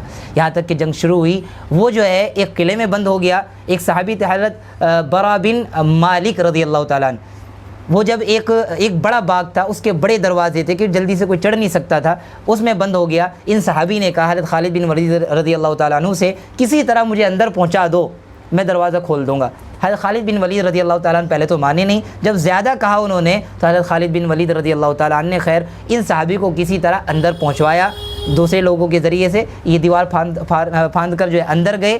اندر پہنچتے ہی جتنے لوگ دروازے پر کھڑے ہوئے تھے سب کو ختم کرتے ہوئے دروازے پر پہنچے, دروازہ کھولا, مسلمانوں کا لشکر باہر تیار کھڑا تھا, فوراً اندر پہنچے اور ان کے جتنے بھی دشمن تھے سب کے جو ہے اوپر پل پڑے اور سب کو قتل کرنا شروع کر دیا. مسلمہ کذاب جو ہے وہ آیا تو اس کے خلاف حضرت وحشی بن حرب, جیسا کہ میں نے بتایا تھا, جو بعد میں مسلمان ہو گئے تھے, حضرت حمزہ رضی اللہ عنہ کے قاتل تھے, انہوں نے اس زور سے نیزہ مارا کہ وہ مسلمہ کذاب زمین پر گر پڑا. وہیں ایک انصاری کھڑے ہوئے تھے, انہوں نے اپنی تلوار سے اس کی گردن جو ہے الگ کر دی. اس جنگ میں تقریباً 660 مسلمان جو ہے شہید ہوئے اور 21,000 جو ہے یہ مسلمہ کذاب کے ماننے والے مارے گئے. پھر اس کا جو قبیلہ تھا بنی حنیفہ وہ واپس اسلام کی طرف آ گیا. دوسرا ایک اسود عنسی, یہ شخص جو ہے یہ یمن کا رہنے والا تھا, اس نے بھی نبوت کا دعویٰ کیا. اس کے پاس ایک گدھا تھا بڑا سدھایا ہوا, اس کو کہتا سجدہ کر, وہ سجدہ کرنے لگتا, اس کو کہتا جو ہے کھڑا ہو جا تو کھڑا ہو جاتا, اس سے کہتا بیٹھ جا تو بیٹھ جاتا. لوگ اس کے معتقد بننے لگے. بڑا شعبدے باز تھا اور یعنی جس کو آج کے زمانے میں ہم کہہ لیں جادوگر, اس قسم کا آدمی تھا, تو لوگ اس کے فیور میں آنے لگے. اس نے اپنی طاقت آہستہ آہستہ بڑھانی شروع کری. پورے یمن پر اس نے جو ہے قبضہ کر لیا. حضرت عمرو بن حزن اور خالد بن سعید, یہ خالد بن ولید دوسرے صحابی ہیں, خالد بن سعید, یہ یمن کے اندر جو ہے الگ الگ جگہوں کے حاکم تھے. انہوں نے آپ صلی اللہ تعالیٰ علیہ وسلم پر جو ہے خبر پہنچوائی. آپ نے یمن کے بعض سرداروں کو اور نجران کے لوگوں کو جو ہے آپ نے اس کے خلاف تیار کیا کہ وہ تیار ہو جائیں اس کے خلاف جنگ کرنے کے لیے. خیر وہ تیار ہو گئے. اسود اس نے جو ہے صنعاء ایک شہر ہے یمن کے اندر ہی, اس کا بادشاہ تھا, اس کی بیوی کو جو ہے اپنے پاس قید کر لیا تھا. اس عورت کا ایک بھائی تھا, چچا زاد بھائی, فیروز دیلمی, فیروز نام کا. وہ اپنی بہن کو, چچا زاد بہن کو چھڑانے کی فکر میں لگ گیا. کسی طرح اس سے ملاقات کی, اس سے کہا میں تجھے چھڑانا چاہتا ہوں, یہ تیرے باپ کا بھی قاتل ہے. اس نے یقین دلایا میں پوری مدد کروں گی. کچھ دن کے بعد اس نے اطلاع دی کہ کسی طرح تم جو ہے قلعے میں پیچھے کی طرف سے آ جاؤ. تو یہ دیلم جو ہے فیروز یہ وہاں پہنچے ہیں دروازے کے پیچھے سے. اس کے کمرے میں گئے, وہ سویا پڑا تھا, کھراٹے لے رہا تھا. ایک دم اس کی آنکھ کھل گئی تو اس کے جو ہے وقت ضائع کیے بغیر انہوں نے, فیروز نے فوراً اس کے جو ہے گردن پکڑی اور اتنے زور سے مروڑا گردن کو کہ وہیں وہ ختم ہو گیا. یہاں سے جب فارغ ہوئے, ابھی آپ صلی اللہ تعالیٰ علیہ وسلم زندہ تھے. مسلمہ کذاب کا تو قتل بعد میں ہوا آپ کی وفات کے بعد, لیکن اس کا قتل آپ کی زندگی میں ہی ہو گیا تھا. ابھی آپ زندہ ہی تھے, آپ کو تو اطلاع مل چکی تھی وہی کے ذریعے سے کہ اس کا قتل ہو گیا ہے. لیکن انہوں نے جو ہے اپنا قاصد روانہ کیا کہ آپ کو اطلاع دے دیں. یہ قاصد اتنے مدینہ پہنچا, آپ صلی اللہ تعالیٰ علیہ وسلم کی وفات ہو چکی تھی. یہ تو دو وہ ہیں کہ جو مسلمان نہیں ہوئے تھے. تیسرے ہیں ایک جو ہے طلحہ بن خویلد اسدی. انہوں نے بھی نبوت کا دعویٰ کیا. اور ان کے خلاف تقریباً 5 جنگیں ہوئی ہیں، 5 بار اس کے خلاف لڑائی ہوئی ہے، لیکن اللہ رب العزت کو اس کو ایمان کی دولت سے سرفراز فرمانا تھا۔ کئی بار اس سے لڑائی ہوئی۔ پہلی جو لڑائی ہوئی تھی، آپ صلی اللہ تعالیٰ علیہ وسلم نے ایک صحابی کو بھیجا تھا اور طلحہ کے آس پاس رہنے والے لوگوں کو تیار کیا تھا کہ اس کے خلاف لڑیں، تو اس کو شکست ہو گئی، وہ وہاں سے بھاگ گیا۔ اس کی اطلاع جب آپ صلی اللہ علیہ وسلم کو دینے کے لیے آئے، آپ کا بھی اتنے انتقال ہو چکا تھا۔ پھر حضرت ابو بکر رضی اللہ تعالیٰ عنہ جو ہے لڑے ہیں۔ اس کے بعد جو ہے حضرت خالد بن ولید رضی اللہ تعالیٰ عنہ کو بھی حضرت ابو بکر رضی اللہ تعالیٰ عنہ نے جو ہے بھیجا۔ بہرحال اس سے کافی لڑائی لڑی، لیکن ہر لڑائی میں بچ گیا، اور جو ہے لڑائی سے بچ کر جو ہے یہ بھاگ جاتا تھا، یہاں تک کہ جو اس کے ساتھ دینے والے تھے ایک جنگ میں وہ بھی بھاگ گئے۔ اس کا کہنا یہ تھا کہ میرے پاس وہی آتی ہے، حضرت جبرائیل امین میرے پاس رہتے ہیں ایک وزیر کی حیثیت سے، اور مجھے مشورہ دیتے رہتے ہیں۔ تو ان کا ایک ساتھ دینے والا تھا، وہ 700 آدمیوں کے ساتھ جو ہے لڑ رہا تھا مسلمانوں کے خلاف۔ بہرحال اس نے بھی جو ہے ساتھ دینا بند کر دیا، اور جب مسلمانوں کا لشکر ان کے خلاف آگے بڑھا تو کسی طرح یہ اپنی جان بچا کر وہاں سے بھاگا اور ملک شام کی طرف چلا گیا۔ حضرت عمر رضی اللہ تعالیٰ عنہ کے زمانے میں یہ حج کے لیے آیا، یعنی مسلمان ہو گیا تھا، حج کے لیے آیا، اور مدینہ آ کر حضرت عمر رضی اللہ تعالیٰ عنہ کے ہاتھ پر بیعت کر لی تھی، تو یہ شخص مسلمان ہو گیا تھا۔ اسی طرح ایک سجاح بنت حارث ہے، یہ عورت ہے، یہ بھی جو ہے تقریر میں بڑی اپنا جواب نہیں رکھتی تھی، بڑی حوصلہ مند تھی۔ جب اس نے دیکھا نا یہ مسیلمہ کذاب کہ وہ جو ہے 100 سال کا بوڑھا وہ نبوت کا دعویٰ کر رہا ہے، تو میں کیوں نہیں کر سکتی؟ اس نے جیسے ہی آپ صلی اللہ علیہ وسلم کی وفات کی خبر سنی، فوراً اس نے نبوت کا دعویٰ کر دیا۔ یہاں تک کہ اس کی ملاقات کسی طرح مسیلمہ کذاب کے زمانے میں ہی اس نے دعویٰ کیا تھا، اس سے اس کی ملاقات ہوئی۔ ملاقات کے بعد اس کے ساتھ 3 دن رہی اور اپنی عزت خاک میں ملا کے آئی۔ اپنے لوگوں سے کہا کہ میں نے جو ہے اس کی نبوت کو، مسیلمہ کذاب کی نبوت کو تسلیم کر لیا ہے، وہ نبی برحق ہے، اور میں نے اس سے نکاح کر لیا۔ اس کے لوگوں نے کہا، اس عورت کے لوگ جو ساتھی تھے، کہ مہر کیا ہوا؟ اس نے کہا مہر تو میں نے پوچھا ہی نہیں۔ اب مسیلمہ کذاب کے پاس گئی، اس سے مہر کے بارے میں پوچھا، تو مسیلمہ کذاب نے کہا کہ محمد صلی اللہ علیہ وسلم اللہ سے 5 نمازیں لے کر آئے تھے، میں تیرے مہر میں میں 2 نمازیں اپنی امت سے معاف کرتا ہوں۔ اس کے مہر میں 2 نمازیں جو ہے فجر اور عشاء وہ معاف کرا دی۔ لیکن اس کے لوگ کچھ سمجھدار تھے، سجاح بنت حارث کے، جس عورت نے نبوت کا دعویٰ کیا تھا، لوگ اس سے کٹنے لگے، یہاں تک کہ اس نے بھی دیکھا کہ اب جو ہے میری فصاحت و بلاغت کام نہیں آئے گی۔ اس کا قبیلہ تھا بنی تغلب، اس میں اس کی ننیالی رشتہ داری تھی، اس کی وہیں جا کر یہ رہنے لگی اور خاموشی اختیار کر لی۔ یہاں تک کہ حضرت امیر معاویہ رضی اللہ تعالیٰ عنہ کے زمانے میں جب قحط پڑا تو انہوں نے اس قبیلے کو، بنی تغلب قبیلے کو بصرہ میں آباد کر دیا۔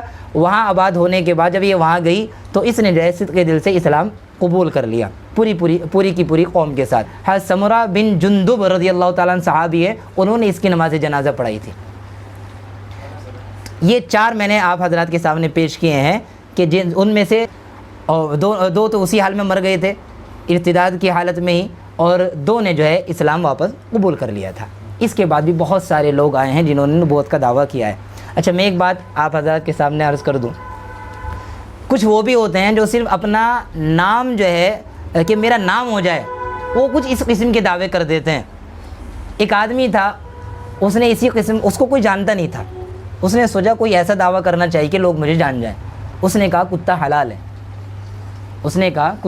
ہے، اب اور اس نے یہی بات کہی، کسی بھی عالم کو بلا لو، میں مناظرے کے لیے تیار ہوں، میں بات کروں گا۔ اب چھوٹے عالم تھے، وہ جو ہے سوچنے لگے کہ بھئی اس کے پاس کوئی نہ کوئی دلیل ہوگی، جب ہی اتنے جو ہے دھڑلے سے یہ بول رہا ہے، اتنی ہمت سے بول رہا ہے، کوئی نہ کوئی اس کے پاس دلیل ہوگی۔ اب کوئی تیار نہیں ہوا، بہرحال ایک عالم تیار ہوئے کہ چلو ٹھیک ہے، میں اس سے بات کرتا ہوں۔ اس نے شرط رکھی کہ میں بات تو کروں گا، لیکن میری ایک شرط ہے۔ وہ شرط کیا ہے؟ ایک دن طے ہوگا، سارے لوگ وہاں جمع ہوں گے، اکا دکا آدمی نہیں، سب کو جمع کرو، پوری بھیڑ جمع کرو، اس کے بعد میں جو ہے پھر مناظرہ کروں گا۔ بہرحال بھیڑ وہاں جمع ہوئی، جمع ہونے کے بعد اب وہ مولانا آئے، انہوں نے کہا بھئی کتا تو کہتا ہے حلال ہے، تیرے پاس کیا دلیل ہے؟ تو اس نے کہا میرے پاس کوئی دلیل نہیں ہے کہ کتا حلال ہے، کوئی دلیل ہے ہی نہیں میرے پاس، لیکن مسئلہ یہ ہے کہ لوگ مجھے جانتے نہیں تھے، لوگ مجھے جانتے نہیں تھے. میں نے سوچا کوئی ایسا شوشہ چھوڑنا چاہیے کہ لوگ مجھے جان جائے, تو مجھے اس سے بہتر طریقہ کوئی نہیں ملا. اب میں جب نکلوں گا نا تو لوگ مجھے سلام کریں گے کہ ہاں یہی وہ شخص ہے جس نے کتے کو حلال قرار دیا تھا. تو بہت سے ایسے بھی ہوتے ہیں جو ہے اس قسم کے دعوے کرتے ہیں.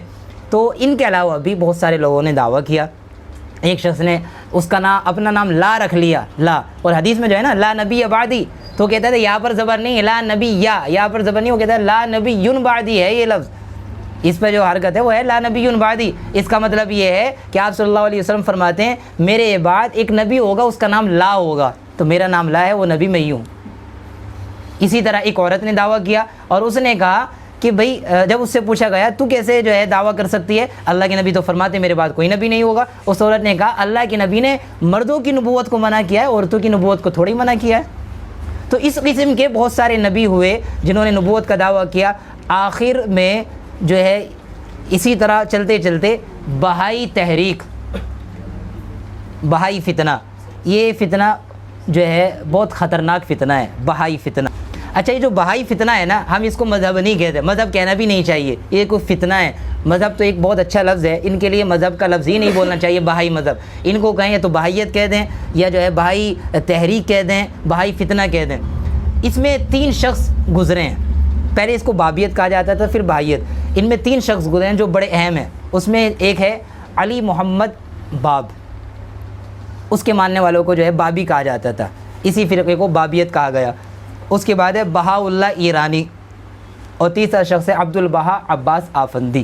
یہ 3 شخص اس میں بڑے اہم ہیں.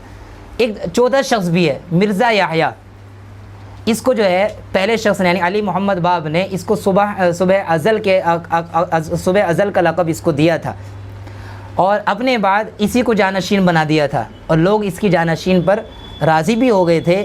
لیکن مرزا یحییٰ کا سوتیلا بھائی بہا اللہ ایرانی, جس کے نام سے یہ بہائی فتنہ ہے, اس نے جو ہے کچھ دن تک تو اس کو مانا جانشین, پھر اس کو الگ کر دیا, یہاں تک کہ جو اس کے ماننے والے تھے ان کو یا تو ہلاک کر دیا گیا یا ان کو وہاں سے بالکل ختم کر دیا گیا. اس لیے ازلی فرقہ ملتا ہی نہیں ہے جلدی سے, ازلی فرقہ. تو اس طرح جو ہے یہ 3 شخص ہیں ان میں, لیکن تینوں کے تانے بانے جو ہیں وہ سب شیعوں سے جا کر ملتے ہیں. جو خرافات شیعوں نے ایجاد کیے ہیں وہیں سے جو ہے انہوں نے یہ سب کچھ لیا ہے. اسی وجہ سے جب جو ہے یہودیوں نے دیکھا کہ قادیانیت کو کس طرح آگے بڑھایا جائے, تو انہوں نے پہلے بہائی فتنے کو دیکھا کہ انہوں نے شیعوں سے کیا کیا چیز لی ہیں, کامیاب ہوئے ہیں ناکام ہوئے ہیں, اس کو دیکھ کر جو ہے پھر اس نے جو ہے قادیانیت کو آگے راستہ اس کے لیے ہموار کیا. اسی وجہ سے یہ دونوں قادیانی بھی اور بہائی فتنہ بھی دونوں آپس میں ایسا لگتا ہے کہ یہ جو ہے ایک ہی استاد کے شاگرد ہیں. یہ لڑتے نہیں آپس میں, لیکن جب لڑتے ہیں تو ایسے لڑتے ہیں جیسے 2 سوکنیں آپس میں لڑتی ہیں, اس طرح یہ لڑتے ہیں. قادیانی اور بہائی جو ہیں یہ دونوں آپس میں ایسے لڑتے ہیں, اور دونوں ایک دوسرے کے خلاف اس لیے بھی نہیں بولتے. قادیانی ان کے خلاف نہیں بولتے, کیوں؟ جب قادیانی اس کے خلاف بولنے کی کوشش کرتے ہیں اور اپنے آپ کو نبی ہونے کا دعویٰ کرتے ہیں, تو بہائی لوگ بھی یہ کہتے ہیں کہ جب تمہارا قادیانی سچا نبی ہو سکتا ہے تو تم سے پہلے تو بہا اللہ ہمارا گزرا ہے, وہ کیوں سچا نبی نہیں ہو سکتا؟ اس لیے یہ آپس میں لڑتے نہیں ہیں. آج کے زمانے میں جو ہے بہائی تحریک جو ہے بالکل ہی مطلب پرانی جو نظریات تھے وہ نظریات ختم ہو گئے ہیں. اب ان کا جو ہے بس یہ ہے کہ کوئی نیا اس میں داخل ہوتا ہے تو اس کو بس اتنا کہہ دیتے ہیں بہا اللہ کو کہ خدائی کو مان لے, بہا اللہ جو ہے اس کی خدائی کو تسلیم کر لے, بس وہ اپنے اس تحریک میں اس کو شامل کر لیتے ہیں. اور اب انہوں نے ایک لیبل اپنا لگانا شروع کر دیا, جیسے قادیانی لگاتے تھے نا کہ اپنے آپ کو مسلمان ظاہر کرتے ہیں, اسی طرح اب پہلے یہ اسلام کے مقابل تھے, اسلام کے خلاف تھے, لیکن اب انہوں نے جو ہے اپنے آپ کو انہوں نے بھی بہائی فتنے والوں نے بھی اپنے آپ کو مسلمان ظاہر کرنا شروع کر دیا. اس میں جو 3 شخص ہیں مختصر طور پر میں عرض کر دوں. پہلا جو ہے علی محمد باب, اس کا نام علی محمد ہے, باب کے لقب سے مشہور ہے. اس کے ماننے والوں کو جو ہے بابی کہا جاتا ہے اور اس فرقے کو بابیت کے نام سے جانا جاتا ہے. اس کا باپ جو ہے وہ شیعہ تھا, یہ بہت کم پڑھا لکھا تھا, ناقص اس کی پڑھائی تھی, اور اس نے بہت سارے دعوے اس نے کیے. پہلے تو اس نے جو ہے باب ہونے کا دعویٰ کیا. باب کا مطلب کہ میں دروازہ ہوں. کس کا دروازہ؟ کہ میں ایک ایسے جلیل القدر شخص کے فیض پہنچانے کا دروازہ ہوں, جو ہے فیض پہنچانے کا ذریعہ ہوں جس سے لوگ ناواقف ہیں اور وہ یہاں موجود ہے. یعنی اس کا مطلب یہ تھا جو شیعوں کا عقیدہ ہے نا کہ حضرت امام مہدی یہ کہتے ہیں کہ وہ امام غائب ہیں، ایک غار میں روپوش ہو گئے ہیں، لیکن موجود ہیں، وہی 12ویں امام ہیں، وہی امام مہدی بن کر آئیں گے۔ تو اس نے پہلے یعنی علی محمد باب نے پہلے جو ہے باب ہونے کا دعویٰ کیا کہ میں ان کے لیے دروازہ ہوں، پھر اس کے بعد اس نے دعویٰ کیا قائم آل محمد ہونے کا، اور ایران کے اندر قائم آل محمد یہ حضرت امام مہدی کا لقب ہے۔ پھر اس کے بعد اس نے صاف طور پر مہدی ہونے کا دعویٰ کر دیا، اور اسی پر بس نہیں کیا، اس نے پیغمبر ہونے کا بھی دعویٰ کیا اور خدائی کا بھی دعویٰ کر بیٹھا، لیکن اس دعوے کو پروان چڑھنے کی جو ہے اس پروان چڑھانے کا اس کو موقع نہیں ملا۔ جو اس نے خدائی کا دعویٰ کیا تھا اس کا یہ دعویٰ آگے نہیں بڑھ پایا، لیکن یہ باغی قسم کا آدمی تھا۔ حکومت نے اس کو دیکھا تو اس کی بغاوت کو دیکھتے ہوئے، کیونکہ خون ریزی کرواتا تھا، اس کے اندر یہی چیز تھی، تو 1850 میں جو ہے اس کو سولی پر لٹکا کر گولیوں سے اس کو ختم کر دیا گیا، اور اس کے ساتھی بھی اسی طرح ہلاک ہوئے۔ یہ تو تھا علی محمد باب، پہلا شخص۔ دوسرا شخص ہے بہاؤاللہ، اس کا نام ہے حسین علی۔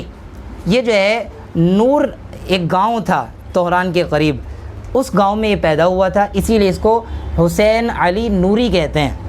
اس کا لقب بہاؤاللہ ہے۔ اس کا جو باپ تھا وہ بھی شیعہ تھا، لیکن یہ آپس میں 7 بھائی تھے۔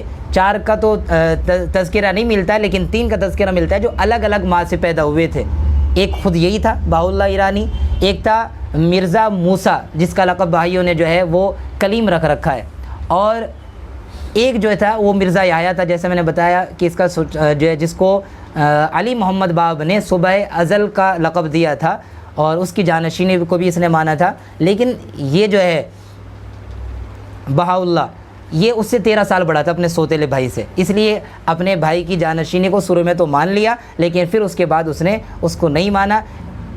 اور اس کے اندر جو ہے اس نے تبدیلی یہ کری کہ پہلے جو گزرا تھا علی محمد باب، اس کے نظریات میں جو ہے فساد پائے جاتے تھے، بہت زیادہ خون ریزی اس کے یہاں بہت زیادہ تھی، فسادات بہت زیادہ تھے۔ اس کے پیچھے چلا تھا صبح ازل جس کا لقب تھا، یعنی مرزا یحییٰ، اس نے بھی جو ہے علی محمد باب کے پیچھے چلتے ہوئے وہی راستہ اختیار کیا، لیکن جب بہاؤاللہ ایرانی آیا تو اس نے جو ہے وہ طریقہ ختم کر دیا، اور وہ طریقہ ختم کرنے کے بعد اس نے جو ہے مسلمانوں میں گھٹ پیٹ کرنا شروع کر دی، اور جو پرانے نظریات تھے اس کو ختم کرنا شروع کر دیا۔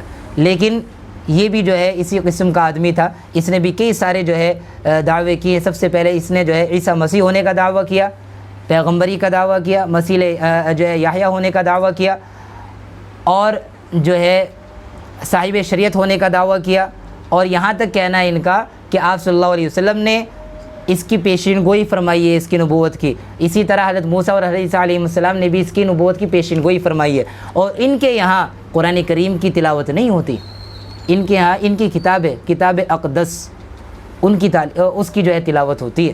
خود کتاب اقدس میں لکھا ہوا ہے اتلو آیات اللہ کل صباح و مساء ان الذی لم یتلو لم یوفی بعہد اللہ و میثاقہ، اس کا جس میں یہ تذکرہ ہے کہ ہر صبح شام بہاؤاللہ پر نازل کردہ کتاب کی تلاوت کرو، جو کوئی تلاوت نہیں کرتا وہ اللہ کے سے کیے ہوئے عہد کو پورا نہیں کرتا، وہ اللہ کے عہد کو توڑ رہا ہے۔ لیکن حکومت نے اس کو بھی دیکھا اور جو ہے علی محمد باب کی طرح اس کو قید کر دیا، لیکن قید ہونے کے جب یہ کئی لمبے زمانے تک قید میں رہا، وہاں سے جب قید سے اس کو رہائی ملی تو اپنی موت مرا، اور مرنے سے پہلے اس نے اپنے بیٹے عبدالبہا آفندی کو اس نے جو ہے وہ جو ہے اپنا جانشین بنا دیا۔ یہ چلا گیا اس کا بیٹا عبدالبہا آفندی، اس نے بھی جو ہے اسی قسم کے دعوے کیے، اس کو اور آگے فروغ دینا شروع کر دیا، اور 1921 میں یہ بھی اپنی موت مر گیا۔ تو اس میں 3 شخص گزرے ہیں، تو ایک ہی جو ہے سب سے پہلے علی محمد باب، دوسرا جو ہے بہاؤاللہ ایرانی، اور تیسرا جو ہے عبدالبہا عباس آفندی۔ اگر آپ اس کی تفصیلات چاہتے ہیں تو آپ کے لیے 2 کتاب ہیں جو اس میں آپ کو پوری تفصیل ان کی شروع سے آخر تک کی مل جائے گی۔ ایک تو ہے اسلام اور بہائیت علامہ سید سلیمان ندوی رحمۃ اللہ علیہ کی، اور دوسری ہے بابیت اور بہائیت ایک تعارف، یہ مولانا جو ہے شاہ عالم گورکھپوری صاحب کی کتاب ہے، جو ابھی بھی جو ہے حیات ہیں، ان کی لکھی ہوئی کتاب ہے۔ انہوں نے پوری جو ہے تفصیلات کے ساتھ اس فتنے کو واضح کیا ہے۔ تو یہ ہے بہائی فتنہ۔ اس کے بعد جو ہے اور بھی لوگ آئے جنہوں نے نبوت کا دعویٰ کیا۔ مرزا قادیانی نے نبوت کا دعویٰ کیا، اور اس کے 3 دور ہیں۔ ایک 1839 سے 40 میں اس کی پیدائش ہوئی تھی، اس سے لے کر 1880 تک، یہ اس کا پہلا دور ہے. اس دور میں اس نے کوئی دعوے نہیں کیے. 1881 سے 1900 تک یہ دوسرا اس کا دور ہے. اس میں اس نے دعوے کیے ہیں اور اس کے دعوے تقریباً 250 سے بھی اوپر پہنچے ہوئے ہیں. اتنے زیادہ اس نے دعوے کیے ہیں. دوسرے دور میں اس نے دعوے کیے. بہرحال اللہ رب العزت نے اس کو بھی جو ہے ہلاک کر دیا اور بڑی بری موت مرا. اسی طرح شکیلیت بھی ہے اور اس کا تعارف آپ حضرات سنتے ہی رہتے ہیں کہ جس نے اپنے کام جو ہے پہلے نبی کریم سے شروع کیا, پھر لکشمی نگر میں پہنچا اور اب جو ہے آج کی رپورٹ کے مطابق اب یہ جو ہے اورنگ آباد میں مقیم ہے اور وہاں جو ہے مہدی نگر کے نام سے اس نے اپنا علاقہ بھی بنا رکھا ہے. لیکن آج بھی اس کے جو ہے ماننے والے خفیہ طور پر اپنی تبلیغ کرتے رہتے ہیں, خفیہ طور پر تبلیغ کرتے رہتے ہیں. لیکن یہ شخص بھی جھوٹا ہے.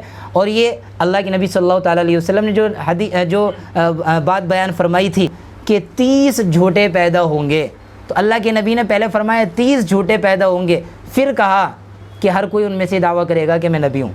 اللہ کے نبی نے پہلے یہ نہیں کہا کہ کچھ لوگ ہوں گے جو نبوت کا دعویٰ کریں گے, یاد رکھنا وہ جھوٹے ہوں گے. اللہ کے نبی نے پہلے کہا کہ وہ جھوٹے ہیں, 30 جھوٹے ہوں گے اور وہ جو ہے اپنے نبی ہونے کا دعویٰ کریں گے, لیکن یاد رکھنا کوئی ان میں سے نبی نہیں ہوگا. انا خاتم النبیین, میں ہوں آخری نبی, لا نبی بعدی, میرے بعد کوئی نبی پیدا نہیں ہوگا. اب تک جو ہے اتنے لوگوں نے نبوت کا دعویٰ کیا ہے اور پتہ نہیں کتنے لوگوں نے نبوت کا دعویٰ کیا ہے, لیکن آپ نے جو بات بیان فرمائی ہے نا کہ 30 جھوٹے پیدا ہوں گے جو نبی ہونے کا دعویٰ کریں گے, نبوت کا دعویٰ تو اس سے زیادہ لوگوں نے کیا ہے لیکن وہ چھپے ہوئے ہیں. اور آپ نے جو بات بیان فرمائی ہے اس کا مطلب یہ ہے کہ ان کا دعوی نبوت عام ہو چکا ہوگا, ان کا دعوی نبوت جو ہے عام ہو چکا ہوگا, لوگوں میں پھیل چکا ہوگا. اس قسم کے 30 دجال پیدا ہوں گے. چھوٹے چھوٹے تو پتہ نہیں کتنے آئے کتنے گئے, ان کا اللہ کے نبی صلی اللہ علیہ وسلم نے ان کا جو ہے اس روایت میں ذکر نہیں فرمایا. یہ تھی جو آپ حضرات کے سامنے ایک تو بات رکھی گئی عقیدہ ختم نبوت کے تعلق سے, اور دوسری بات جو جھوٹے مدعیان نبوت گزرے ہیں جب اور عقیدہ ختم نبوت کے تعلق سے جو بات آپ حضرات کے سامنے میں نے رکھی, اسی سے آپ کو اندازہ ہو گیا ہوگا کہ جتنے بھی اب نبی گزریں گے ہم بغیر دلیل کے کہیں گے یہ سب کے سب جھوٹے ہیں, کوئی بھی اس میں سچا نہیں ہے, کیونکہ بات آپ کے سامنے واضح ہو چکی. تیسری چیز ہے پیشین گوئیاں. پیشین گوئیوں کے تعلق سے اصل میں انہوں نے پیشین گوئیوں کا بہت سہارا لیا ہے, غلط تعویلات کر کے انہوں نے جو ہے لوگوں کو بہکانا شروع کیا. آپ صلی اللہ علیہ وسلم کی پیشین گوئیاں کہتے کسے ہیں؟ آپ صلی اللہ تعالیٰ علیہ وسلم نے مستقبل میں غیب کی جو خبریں بغیر کسی مادی اسباب کے محض اللہ رب العزت کی وحی کے ذریعے سے لوگوں کو بتائیں, اس کو پیشین گوئی کہتے ہیں. اور پیشین گوئیوں کا تعلق جو ہے وہ مستقبل سے ہوتا ہے. پیشین گوئیوں کا تعلق ایک ہے غیب کی خبریں. آپ صلی اللہ علیہ وسلم نے غیب کی خبریں بتائی ہیں, پہلے کی بھی بعد کی بھی. غیب کی خبریں 3 طرح کی تھی. ایک تو وہ جو آپ صلی اللہ علیہ وسلم سے پہلے کا زمانہ تھا, آپ نے اس کی خبریں دی. دوسرا وہ جو آپ صلی اللہ علیہ وسلم کا اپنا زمانہ تھا, اس کی بھی آپ نے خبر دی. تیسرا وہ جو آپ نے اپنے ہی زمانے میں بعد کی خبر دی اور وفات کے بعد کی بھی خبر دی, یہاں تک کہ قیامت تک آنے والی جو چیزیں ہو سکتی تھی اس میں سے بہت ساری چیزوں کی آپ نے جو ہے پیشین گوئیاں فرمائی ہیں. آپ نے اپنے سے پہلے کی جس طرح خبریں دی ہیں اس کو پیشین گوئی نہیں کہتے. پیشین گوئی صرف اس کو کہتے ہیں جو مستقبل سے تعلق رکھتی ہیں, یعنی جو آپ صلی اللہ علیہ وسلم نے بعد کے لیے جو چیزیں بیان فرمائیں کہ بعد میں ایسا اس طرح ہوگا, اس کو پیشین گوئی کہتے ہیں. آپ نے اپنے سے پہلے کی خبر دی, جس طرح ذوالقرنین کا واقعہ قرآن کریم میں ذکر کیا گیا, اسی طرح دوسرے نبیوں کا ذکر قرآن میں فرمایا گیا. تلک من انباء الغیب نوحیھا الیک ما کنت تعلمها انت ولا قومک من قبل هذا فاصبر ان العاقبۃ للمتقین. اللہ رب العزت نے اس کو کہا بھی ہے. اور آپ صلی اللہ علیہ وسلم اگر غیب کی خبریں بتا رہے ہیں تو آپ عالم الغیب نہیں ہیں. عالم الغیب تو صرف اللہ رب العزت کی ذات ہے, اللہ کے علاوہ کوئی عالم الغیب نہیں ہو سکتا. آپ نے جو خبریں دی ہیں اس کو ہم غیب کی خبریں کہتے ہیں, جس کو اللہ خود فرماتا ہے انباء الغیب, غیب کی خبریں. اب جتنی اللہ رب العزت نے اپنے جن نبی کو بتائی, ان نبیوں نے اتنی بات امت کے سامنے رکھ دی. پیشین گوئیاں جو ہیں اس کا جو ہے صحیح منہج کیا ہے, یعنی اس کی تعین ہم کیسے کریں پیشین گوئیوں کی؟ پیشین گوئیوں کا تعلق 3 چیزوں سے ہوتا ہے. پیشین گوئی جو ہے اس کا تعلق 3 چیزوں سے ہے جو آپ صلی اللہ علیہ وسلم نے پیشین گوئی فرمائی ہیں. بعض چیزوں کا تعلق شخصیات سے ہے, جیسے کہ حضرت مہدی علی رضوان, حضرت عیسیٰ علیہ السلام, دجال, یاجوج ماجوج، تو بعض پیشین گوئیوں کا تعلق جو ہے وہ شخصیات سے ہے۔ جن چیزوں کا تعلق شخصیات سے، جن پیشین گوئیوں کا تعلق شخصیات سے ہے، اس پر من و عن اسی طرح ایمان لانا ضروری ہے۔ جو الفاظ آپ نے جیسے بیان فرمائے وہ پیشین گوئی ویسے ہی پوری ہوگی، بالکل ویسے ہی پوری ہوگی۔ دوسری چیز پیشین گوئیوں کا تعلق دوسرا ہے علاقہ جات سے، کہ آپ صلی اللہ تعالیٰ علیہ وسلم نے علاقوں کے بارے میں جو پیشین گوئی فرمائی، اس میں سے بعض تو آپ نے بالکل واضح فرما دی، جیسے کہ دجال مکہ مدینہ میں داخل نہیں ہو سکے گا، آپ نے بالکل واضح فرما دیا۔ اب اس میں کوئی تعویل نہیں ہو سکتی، جو آپ نے فرما دیا نا، جن علاقوں کا آپ نے نام لے لیا وہ پیشین گوئی ایسی ہی ہوگی، اس میں تعویل کرنے کی بالکل بھی گنجائش نہیں ہے۔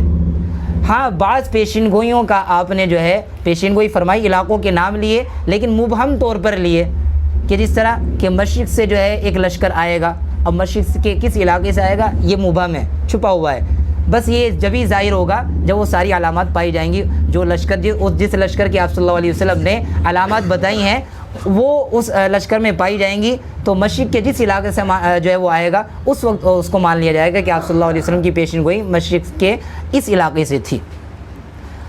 اور اگر جو آپ نے ایسی پیشین گوئیاں بیان فرمائی جو مبہم ہیں، یعنی آپ نے صاف واضح نہیں فرمایا، اگر کوئی صحابی اس کو متعین کر دے، اس کو واضح کر دے، تو اب اس صحابی کی بات کو بھی مانا جائے گا۔ اسی طرح آپ صلی اللہ علیہ وسلم نے کچھ علاقوں کی پیشین گوئی اس طرح فرمائی ہے کہ آپ نے اپنے زمانے میں جو اس کا نام لیا اور جتنا بڑا وہ علاقہ تھا، آپ کی پیشین گوئی اس پورے علاقے پر ہی پوری ہوگی۔ جس طرح آپ نے خراسان کے بارے میں پیشین گوئی فرمائی، ہم اس وقت کے خراسان کو دیکھتے ہیں، آپ صلی اللہ علیہ وسلم کے زمانے کے، اور آپ کے خراسان کو دیکھتے ہیں، تو اب کا خراسان چھوٹا ہو گیا پہلے کے مقابلے میں، لیکن آپ نے جو پیشین گوئی فرمائی ہے نا وہ پہلا والا خراسان مانا جائے گا، اب والا نہیں۔ اسی طرح آپ نے جو پیشین گوئی فرمائی، کسی علاقے کا نام لیا، اب اگر نام وہ تبدیل ہو گیا تو کوئی حرج کی بات نہیں، اور آپ کی جو پیشین گوئی اسی علاقے پر پوری ہوگی۔ یہ نہیں کہ آپ نے پیشین گوئی جو ہے اس نام سے فرمائی تھی، اب تو جو اس علاقے کا نام وہ نہیں ہے، نہیں، آپ نے جس وقت پیشین گوئی فرمائی تھی اس علاقے کا جو نام تھا اسی کے حساب سے آپ صلی اللہ علیہ وسلم کی پیشین گوئی بھی پوری ہوگی۔ اور تیسری پیشین گوئیوں کا تعلق ہے، آپ نے ایسی پیشین گوئی فرمائی جو محسوس ہونے والے نہیں ہیں، دکھنے والی چیز نہیں، جیسے آپ نے فرمایا علم اٹھا لیا جائے گا، جو ہے زنا عام ہو جائے گا، شراب عام ہو جائے گی، یہ چیز ایسی ہیں جیسے علم اٹھا لیا جائے گا، یہ چیز دکھنے والی نہیں ہے، تو آپ نے اس قسم کی بھی پیشین گوئیاں فرمائی ہیں۔ آپ نے جیسے کہ میں نے بھی بتایا، یہی اصل ہے پیشین گوئیوں کے تعلق سے، یہی بات اصل ہے کہ اگر آپ نے جس شخصیت کا نام لیا ہے، جس شخصیت کے بارے میں جو پیشین گوئی فرمائی ہے، وہ پیشین گوئی اسی طرح پوری ہوگی جس طرح آپ نے فرمائی ہے، اس میں تعویل بالکل بھی نہیں کی جا سکتی۔ مثال کے طور پر شخصیات میں ہم پہلی شخصیت لے لیتے ہیں حضرت جو ہے مہدی علیہ رضوان، کیونکہ آپ صلی اللہ علیہ وسلم نے 10 بڑی علامتیں بیان فرمائی ہیں قیامت کی، اس میں سے سب سے پہلی جو علامت ہے وہ حضرت مہدی علیہ رضوان کا ظہور ہے، کہ سب سے پہلے حضرت مہدی علیہ رضوان اس امت کے اندر آئیں گے، ظاہر ہوں گے۔ اب ان کے تعلق سے آپ صلی اللہ علیہ وسلم نے جو باتیں بیان فرمائی ہیں، کہ کئی ساری صحیح احادیث ہیں جس میں آپ نے فرمایا کہ وہ جو ہے اہل بیت میں سے ہوگا، اس کا نام میرے نام کے موافق ہوگا، اس کا جو ہے باپ کا نام میرے باپ کے نام کے موافق ہوگا۔ اب آپ نے جس شخص کے بارے میں بات بیان فرمائی ہے، پیشین گوئی آپ کی اسی طرح ہوگی، وہ شخص جو ہے آپ کے اہل بیت میں سے ہی ہوگا، حضرت فاطمہ رضی اللہ عنہ کی اولاد میں سے ہوگا۔ آپ نے جیسی پیشین گوئی فرمائی بالکل ویسی کی ویسی پوری ہوگی۔ اور رہی یہ بات گڑبڑ کس میں کرتے ہیں، اللہ کے نبی نے جو یہ فرمایا یواتی اسمہ اسمی واسم ابی اسم ابی، کہ اس کا نام میرے نام کے موافق ہوگا اور اس کے باپ کا نام میرے باپ کے نام کے موافق ہوگا۔ ورنہ اگر اس طرح ہم راستے کھول دیں گے کہ بھائی موافق ہونے کا مطلب یہ ہے، اس میں تعویل کر لی جائے کہ بھائی میرا نام، جیسے کہ خود اس نے شکیل بن حرب نے کہا کہ بھائی محمد شکیل میرا پورا نام ہے، تو آپ کے نام کے موافق میرا نام ہو گیا، محمد آ گیا۔ اب اللہ کے نبی نے فرمایا اس کے باپ کا نام، یہ کہتا ہے کہ باپ سے مراد ضروری نہیں ہے کہ وہ جو ہے اپنا ہی باپ ہو، اپنے باپ سے یعنی دادا بھی ہو سکتا ہے، پردادا بھی ہو سکتا ہے، ان کو بھی باپ کہا جاتا ہے محاورے میں۔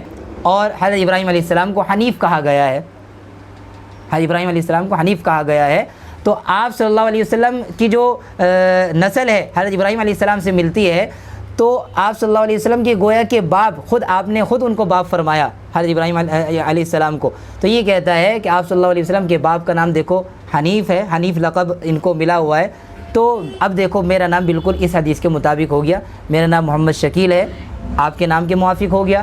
میرے باپ کا نام حنیف ہے، تو آپ صلی اللہ علیہ وسلم کے جو جد امجد ہیں آپ کے باپ ابراہیم علیہ السلام، ان کے نام کے جو ہے نام کے موافق میرے باپ کا نام ہو گیا۔ اگر اس طرح ہم راستہ کھولیں گے تو اس طرح تو میں بھی مہدی بن سکتا ہوں، اس طرح تو کوئی بھی مہدی بن جائے گا۔ میرا نام محمد عالم ہے، میں بھی کہہ دوں گا میرا نام جو ہے جو آپ نے حدیث میں ذکر فرمایا اسی کے مطابق میرا نام ہے، آپ صلی اللہ علیہ وسلم کے نام کے مطابق۔ میرے دادا کا نام عبدالعزیز ہے۔ اگر اس طرح راستہ کھولیں گے تو جو ہے لوگ دعوے ہی کرتے چلے جائیں گے۔ اس لیے یہاں موافق ہونے کا مطلب یہ ہے کہ ان کا نام محمد ہی ہوگا، آگے پیچھے کچھ نہیں، محمد ہی ہوگا، اور ان کے باپ کا نام عبداللہ ہی ہوگا، آپ صلی اللہ علیہ وسلم نے جو ہے فرمایا ہے۔ اب میں نے جو بتایا تھا کہ یہ شخصیات کے تعلق سے آپ نے جو پیشین گوئی فرمائی وہ اسی طرح بالکل پوری کی پوری ہوگی۔ اسی طرح حضرت عیسیٰ علیہ السلام کے تعلق سے آپ صلی اللہ تعالیٰ علیہ وسلم نے جو پیشین گوئی فرمائی ہے وہ پیشین گوئی بالکل اسی طرح ہوگی کہ حضرت عیسیٰ علیہ السلام آسمان سے اتریں گے، حدیث میں ذکر ہے۔ تو اب آپ نے جو پیشین گوئی فرمائی ہے تو آسمان سے نازل ہونے کے تعلق سے آپ نے پیشین گوئی فرمائی ہے۔ اب اس کا اصل مطلب یہی لیا جائے گا، اس میں کسی قسم کی تعویل نہیں کی جائے گی۔ میں کہنے لگوں کہ میں بھی جو ہے گاڑی سے اترا ہوں، اللہ کے نبی فرماتے ہیں اترنا، تو اترنا آدمی کہیں سے بھی اترے وہ اترنا ہی مانا جائے گا، تو کسی بھی قسم کی تعویل نہیں کی جائے گی۔ دجال کے بارے میں لوگ بڑے جو ہے عجیب دجال کے بارے میں پتہ نہیں کیا کیا افسانے بنا رکھے ہیں کہ فلاں ملک دجال ہے، فلاں علاقہ دجال ہے۔ بہت سے نے جو ہے آپ کو تعجب ہوگا موبائل کو بھی دجال کا ہے، موبائل کو، کہ اس کی ایک آنکھ ہوگی، دیکھو اس میں جو ہے ایک آنکھ ہے کیمرہ۔ ہم یہ کہتے ہیں کہ چلو اس وقت ایک کیمرہ تھا، اب تو 3 4 کیمرے آ رہے ہیں، تو کیسے دجال ہوا یہ؟ اب اللہ کے نبی صلی اللہ علیہ وسلم نے جو پیشین گوئی فرمائی ہے نا دجال کے تعلق سے، وہ ایسے نہیں فرمائی کہ کوئی علاقہ ہوگا۔ آپ نے جو پیشین گوئی فرمائی اس سے صاف پتہ لگتا ہے کہ وہ ایک شخص ہی ہوگا، کیونکہ آپ صلی اللہ علیہ وسلم خود فرماتے ہیں میں نے خواب میں دیکھا حضرت عیسیٰ علیہ السلام کو بھی اور اس دجال کو بھی۔ آپ نے اس کی جو شکل و صورت بتائی کہ گھنگرالے اس کے بال ہیں اور جو ہے سرخ رنگت کا ہے، اور ایک آنکھ سے کانا ہے، گویا کہ اس کی آنکھ انگور کی طرح اوپر کو ابری ہوئی ہے۔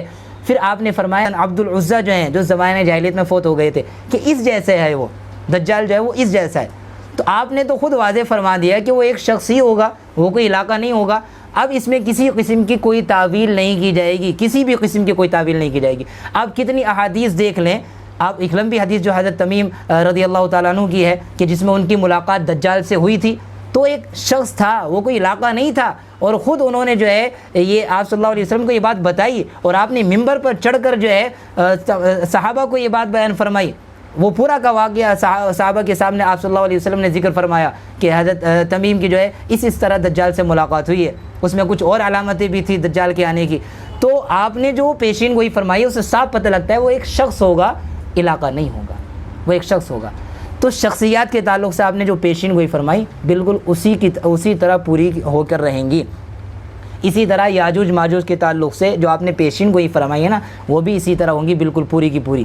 ایسا نہیں ہے بعض لوگ جو کہتے ہیں کہ منگولی قوم ہے یہ یاجوج ماجوج ہے، چینی قوم ہے یہ یاجوج ماجوج ہے، وہ جو ہے دیوار ٹوٹ چکی ہے، ایسا کچھ نہیں ہے، یہ سب قیامت کے قریب ہوگا۔ خود ایک حدیث میں آپ نے واضح فرمایا حضرت عیسیٰ علیہ السلام کے بعد اللہ رب العزت وہی بھیجے گا حضرت عیسیٰ علیہ السلام کو، جب عیسیٰ علیہ السلام آ جائیں گے دنیا میں، جو ہے حضرت مہدی علیہ رضوان کا انتقال ہو جائے گا، ان کی وفات ہو جائے گی، دجال کا جو ہے حضرت مہدی کے زمانے میں ہی حضرت عیسیٰ علیہ السلام اس کا قتل کر دیں گے، اس کو ختم کر دیں گے، اور یہ حضرت مہدی علیہ رضوان کی وفات ہو جائے گی، دجال ختم ہو جائے گا، حضرت عیسیٰ علیہ السلام موجود رہیں گے۔ اس کے بعد حدیث میں موجود ہے کہ یاجوج ماجوج نکلیں گے، حدیث میں صاف موجود ہے کہ یاجوج ماجوج اس وقت نکلیں گے۔ تو اب کوئی اور یاجوج ماجوج وہ جو قوم ہے وہ ابھی تک اسی جگہ ہے جہاں حضرت ذوالقرنین نے جو ان کو قید کیا تھا، وہ ابھی بھی اسی جگہ ہے۔ بہت سارے افسانے اس کے تعلق سے ہی ملتے ہیں، لیکن اللہ رب العزت نے اس جگہ کو چھپا رکھا ہے۔ ہم نے بہت تحقیقات اس کے بارے میں پڑھی، لیکن کوئی اصلی تحقیق نہیں مل پائی کہ وہ کس جگہ آباد ہے۔ تو ہم تو یہی کہیں گے کہ اللہ رب العزت نے ان کو چھپا رکھا ہے۔ وہ دیوار بھی کون سی ہے اللہ رب العزت وہاں تک کسی کو پہنچ نہیں دے، یعنی کسی کی عقل وہاں تک جاتی نہیں ہے کہ اس کے پیچھے وہ قوم آباد ہوگی۔ سیٹلائٹ ساری فیل ہے، اور وہ قیامت کے قریب ہی اس دیوار کو توڑ کر نکلیں گے، قیامت کے قریب ہی نکلیں گے۔ اب یہ جو میں نے 4 شخصیات ذکر کی ہیں، پیشین گوئیوں کے تعلق سے آپ کی پیشین گوئی اسی طرح پوری ہوں گی جو آپ نے فرمائی ہے، لفظ بلفظ پوری ہوگی، اس میں کسی بھی تعویل کی گنجائش نہیں ہے، کسی بھی تعویل کی۔ اسی طرح جو آپ نے علاقے بیان فرمائے ہیں، آپ نے فرمایا کہ دجال مکہ مدینہ میں داخل نہیں ہوگا، تو اس سے مراد مکہ مدینہ ہی ہے، مدینہ سے مراد یہ نہیں کہ مدینہ عربی لفظ ہے، اس کے معنی آتے ہیں شہر کے، تو کوئی بھی شہر مراد لیں گے، نہیں، اللہ کے نبی کے زمانے میں اسی کو مدینہ کہا جاتا تھا، وہی مدینہ سمجھا جاتا ہے۔ تو اس طرح علاقے جو آپ نے صاف واضح فرما دیے جن علاقوں کے نام لیے ہیں، وہ پیشین گوئیاں بھی آپ کی ہر برف اسی طرح پوری ہوں گی، اسی طرح پوری ہو کر رہیں گی۔ اسی پیشین گوئیوں کا ہی سہارا لے کر یہ جو ہے لوگوں کو بہلاتے ہیں، پھسلاتے ہیں۔ جب آپ حضرات کے سامنے یہ بات رہے گی کہ پیشین گوئیاں جس طرح اللہ کے نبی صلی اللہ تعالی علیہ وسلم نے بیان فرمائی ہیں ہر برف اسی طرح پوری ہوں گی، تو کوئی آپ کو دھوکہ دے ہی نہیں سکتا، کوئی بھی دھوکہ نہیں دے سکتا۔ اور اگر اس طرح دھوکہ ہونے لگا تو اس طرح جو ہے میں نے جیسے بتایا تھا کہ دروازے کھل جائیں گے، اور کھلے ہوئے ہیں، یعنی ایسے قسم کے لوگوں کے لیے بھائی ہم ہی کہتے ہیں اگر تم مہدی ہو تو تم سے پہلے جتنے لوگوں نے مہدیت کا دعویٰ کیا ہے تو کیا وہ مہدی نہیں ہے؟ کیا وہ انہوں نے بھی تو دعویٰ کیا ہے مہدی ہونے کا، تو وہ کیوں جھوٹے ہیں اور تم کیوں سچے ہو؟ تم کیوں سچے ہو، وہ کیوں جھوٹے ہیں؟ تو اس کا مطلب یہی ہوگا کہ آپ نے جو پیشین گوئیاں فرمائی ہیں وہ ہر برف اسی طرح صادق ہوں گی، اس میں کسی بھی قسم کی جو ہے تعویل نہیں کی جا سکتی۔ جس طرح غلام احمد قادیانی نے مشہور واقعہ ہے، شاید آپ نے سنا بھی ہو، کہ عطا اللہ شاہ بخاری رحمۃ اللہ علیہ کی جو ہے ایک شخص سے ملاقات ہوئی اور وہ مرزا ہی تھا، اس نے جو ہے اس کو مرزا قادیانی کو نبی مانا۔ اس نے کہا کہ قرآن کریم میں تو ان کا ذکر ہے کہ اسمہ احمد، ان کا نام احمد ہے، تو عطا اللہ شاہ بخاری رحمۃ اللہ علیہ نے کہا کہ بھئی اس کا نام غلام احمد ہے، احمد تو نہیں ہے۔ تو اس نے کیا تعویل کری، ان کا اصل نام احمد ہی ہے لیکن ماں نے ان کا نام غلام احمد رکھ دیا، ماں نے غلام لگایا ورنہ ان کا اصلی نام احمد ہی ہے۔ اب جب اس طرح تعویل کی جائے گی تو ان کو جواب بھی اسی طرح ملے گا۔ عطا اللہ شاہ بخاری رحمۃ اللہ علیہ نے کہا پھر تو تیرا نبی ہے ہی نہیں، وہ پھر بھی جھوٹا ہے، وہ پھر بھی جھوٹا ہے، وہ نبی پھر بھی نہیں ہے۔ اس نے کہا کیوں؟ نے کہا دیکھ میں اللہ ہوں اور میں نے اس کو تو نبی بنایا نہیں ہے۔ تو اس نے کہا کہ نہیں آپ اللہ کا ہیں، آپ تو عطا اللہ۔ انہوں نے یہی جواب دیا میرا نام اللہ ہی ہے، عطا تو میری ماں نے لگا دیا، عطا تو میری ماں نے لگا دیا ورنہ میرا نام اللہ ہی ہے۔ تو اس لیے میں یہی کہوں گا کہ پیشین گوئیاں آپ صلی اللہ علیہ وسلم نے جس طرح بیان فرمائی ہیں وہ ہر برف اسی طرح صادق آئیں گی، اس میں کسی بھی قسم کی تعویل نہیں کی جا سکتی۔ تو 3 باتیں میں نے آپ کے سامنے رکھی ہیں۔ پہلی چیز عقیدہ ختم نبوت، اس کو میں اس کے معنی بھی آپ کے سامنے رکھ دیے، اور قرآن کریم کی آیت سے جو ہے احادیث میں سے ایک حدیث سے اور اجماع امت سے، اجماع صحابہ اور اجماع امت سے اس کو ثابت کیا ختم نبوت کے عقیدے کو۔ دوسری بات جو جھوٹے مدعیان نبوت گزرے ہیں ان کی مختصر جو ہے تاریخ آپ کے سامنے پیش کری۔ اور تیسری چیز پیشین گوئیوں کے تعلق سے کہ اس کا صحیح منہج کیا ہے، کس طرح ہم پہچانیں گے پیشین گوئیاں کس طرح پوری ہوتی ہیں کس طرح نہیں، یہ 3 چیز آپ حضرات کے سامنے میں نے رکھی ہیں۔ سمجھ گئے آپ حضرات؟ اللہ رب العزت ہم سب کو عمل کی توفیق عطا